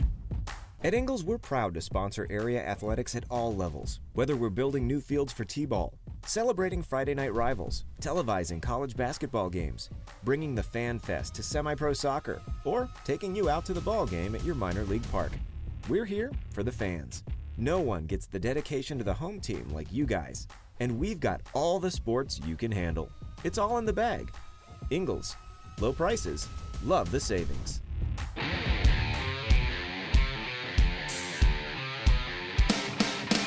The Sportsocracy. That's horrible. Oh, you know what that is? That's horror awful. That's horrible and awful mixed together. Horror awful. All right, admittedly, we don't do a lot on the NBA, especially when it's football season. Yeah, we don't start shows when the former Pro Bowlers signed with Super Bowl contenders. Talking about this for 20 minutes, not naming any names. Not naming any names here. Fox Sports. Anyway, James Harden, if you had not heard, yesterday there was quite the kerfuffle when he had a media event in China, and they were asking him about Daryl Morey because, I mean, Daryl Morey, I think he's still like public enemy number one in China. He's pretty high up there. I mean, at least when it comes to NBA players and NBA organizers, whatever you want to put that. Anyway, he said yesterday that Daryl Morey's a liar, and then doubled down on it and said, let me repeat that Daryl Morey is a liar and I will never be a part of an organization that he's a part of. Okay, so if he was such a liar, why'd you follow him in Philadelphia? Indeed. Why have you been through this twice now with him? He was the one that saved you, remember? You were in Brooklyn. Nobody wanted you. Right, you were in Brooklyn, and nobody was coming to the table, and Daryl Morey went, you know what? I've done this before in Houston. I've made this work. I've made you an MVP. I can do it again. And he brought you to Philadelphia. And now you're trying to weasel your way out of Philadelphia again Because you want to play with the Clippers so you can go with 2 other losers. But they don't want you either. See, that's the thing. Like, they've been trying to come up with a trade package here, and if he was worth it, I feel like the Clippers would have gone through with the deal, right? Or somebody would have come knocking. There was the rumor that he was going to go back to Houston, but that didn't happen. No, they have no desire for him to be around that young core, and they shouldn't. No. Nobody wants this locker room cancer, which is exactly what you are. Mm-hmm. It's exactly what Kyrie Irving is. And the only way that you get on a roster is if somebody is so unbelievably desperate that they'll put their fingers over their nose and just not take a deep breath in to smell the dirty diaper that they just traded for. Right. I just feel like with James Harden at some point, you got to go back to that old adage of, maybe it's me. Right, But he'll never do that. No, he'll never do that. But, I mean, the rest of us can look around and go, maybe it's you, dude. Oklahoma City. Didn't do much in Oklahoma City. Still early in his career, so okay. He goes to Houston to be the superstar. Sure, he put up a bunch of stats, won a couple of MVPs. It was what it was, but you never won anything. And then they tried to match you up with stars, and you got disgruntled, and then you went to Brooklyn, and then you got disgruntled there, and then you went to Philadelphia, and now you're disgruntled there, and now you want to move. Like, how many times are we going to do this with James Harden until the league finally looks at him, gives him the middle finger, and says, you're not worth what you think you're worth? James Harden's been in the league for 14 years. Do you know how many playoff games he's been in his entire career? Been in? Mm-hmm. 16? No? In 14 years? I don't know. It's 160. 160? Well, I mean, they don't play one-off playoff series. This isn't the NFL. I guess those Rockets teams were in the playoffs every year, even though they never went anywhere. Yeah, but quite often it was out in the first round or eliminated in the second round. You know what he's never been outside of once? What was that? To an NBA Finals. The one time he went, he came off the bench. Scored a lot, but he came off the bench. Mm-hmm. The more teams have been beholden to him, the more common it has been for them to get bounced early in the playoffs. That's not a spicy take. It is a fact.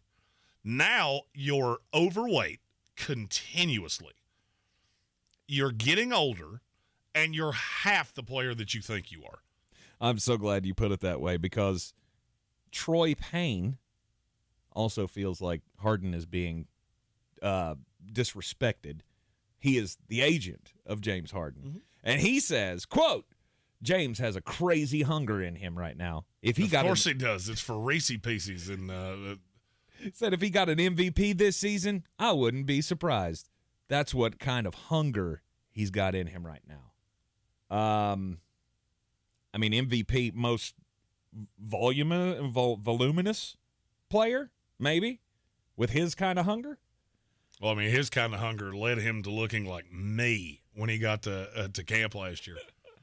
So I probably wouldn't have phrased it that way, and I feel like anybody with a marketing team could have told you that. But it's just, he's going to – and look, you talk about disrespect. All right, here's what his career has been. You'll be a first-ballot Hall of Famer. That when you go in, we will look at you much the way we looked at Carmelo Anthony and Allen Iverson and a slew of other guys that were incredibly talented scorers that nobody wanted to play with, except other guys that were like that for some reason. Mm-hmm. Kevin Durant wanted to play with you once. Kyrie Irving wanted to play with you once, and it very quickly ended. Joel Embiid, same way. Yep. You'll go down just like that. So you'll go down in the annals of basketball history as a selfish, me-first player that scored a ton of points and didn't win squat. Congratulations. Yep. That and $1 will get you one U.S. Coke. You're in the Sportsocracy. This is ESPN Asheville, 92.9 FM, 880 AM, and 1400. We'll have all the preseason news for you tomorrow on the program. Fortunately, Justin Ross got carted off today at Kansas City Chiefs training camp. T's and P's. Hope he's okay. Hopefully had a really good camp going. Right. So. We'll get you up to date on all the latest injuries and the news from the preseason. tomorrow at 3, right here on ESPN Asheville. This is your Exergen Temporal Scanner weather forecast on ESPN Asheville.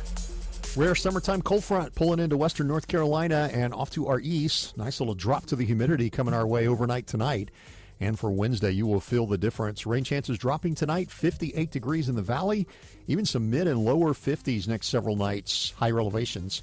Wednesday, sunshine, low humidity, comfortable, high 80 degrees, lows in the 50s and 60s Wednesday night. I'm meteorologist Scott Larimore. That's the latest Weather Channel forecast. This is your time saver traffic on the new ESPN Asheville. In Candler on the Smoky Park Highway southbound near Acton Circle, an accident does have the road closed. 240 westbound slow between Charlotte Street and Monfort Avenue. 26 eastbound slow between Long Shoals Road and Airport Road. 40 westbound slow between the 26-240 split and Smoky Park Highway. Near Inca Village, Sardis Road moving from Sand Hill Road to Pond Road is slow. Check the drive time from downtown Asheville to Asheville Regional Airport. Via 26 eastbound, drive time 25 minutes. I'm Lyndon Fuel with your Time Saver Traffic. This report is sponsored by ComparianInsurance.com. Hi, we're a Comparion Insurance Agency. Never heard of us? We know. But to help it stick that our local agents are insurance experts, we're going to say local agent 3 times in the next 5 seconds. Local agent, local agent, local agent.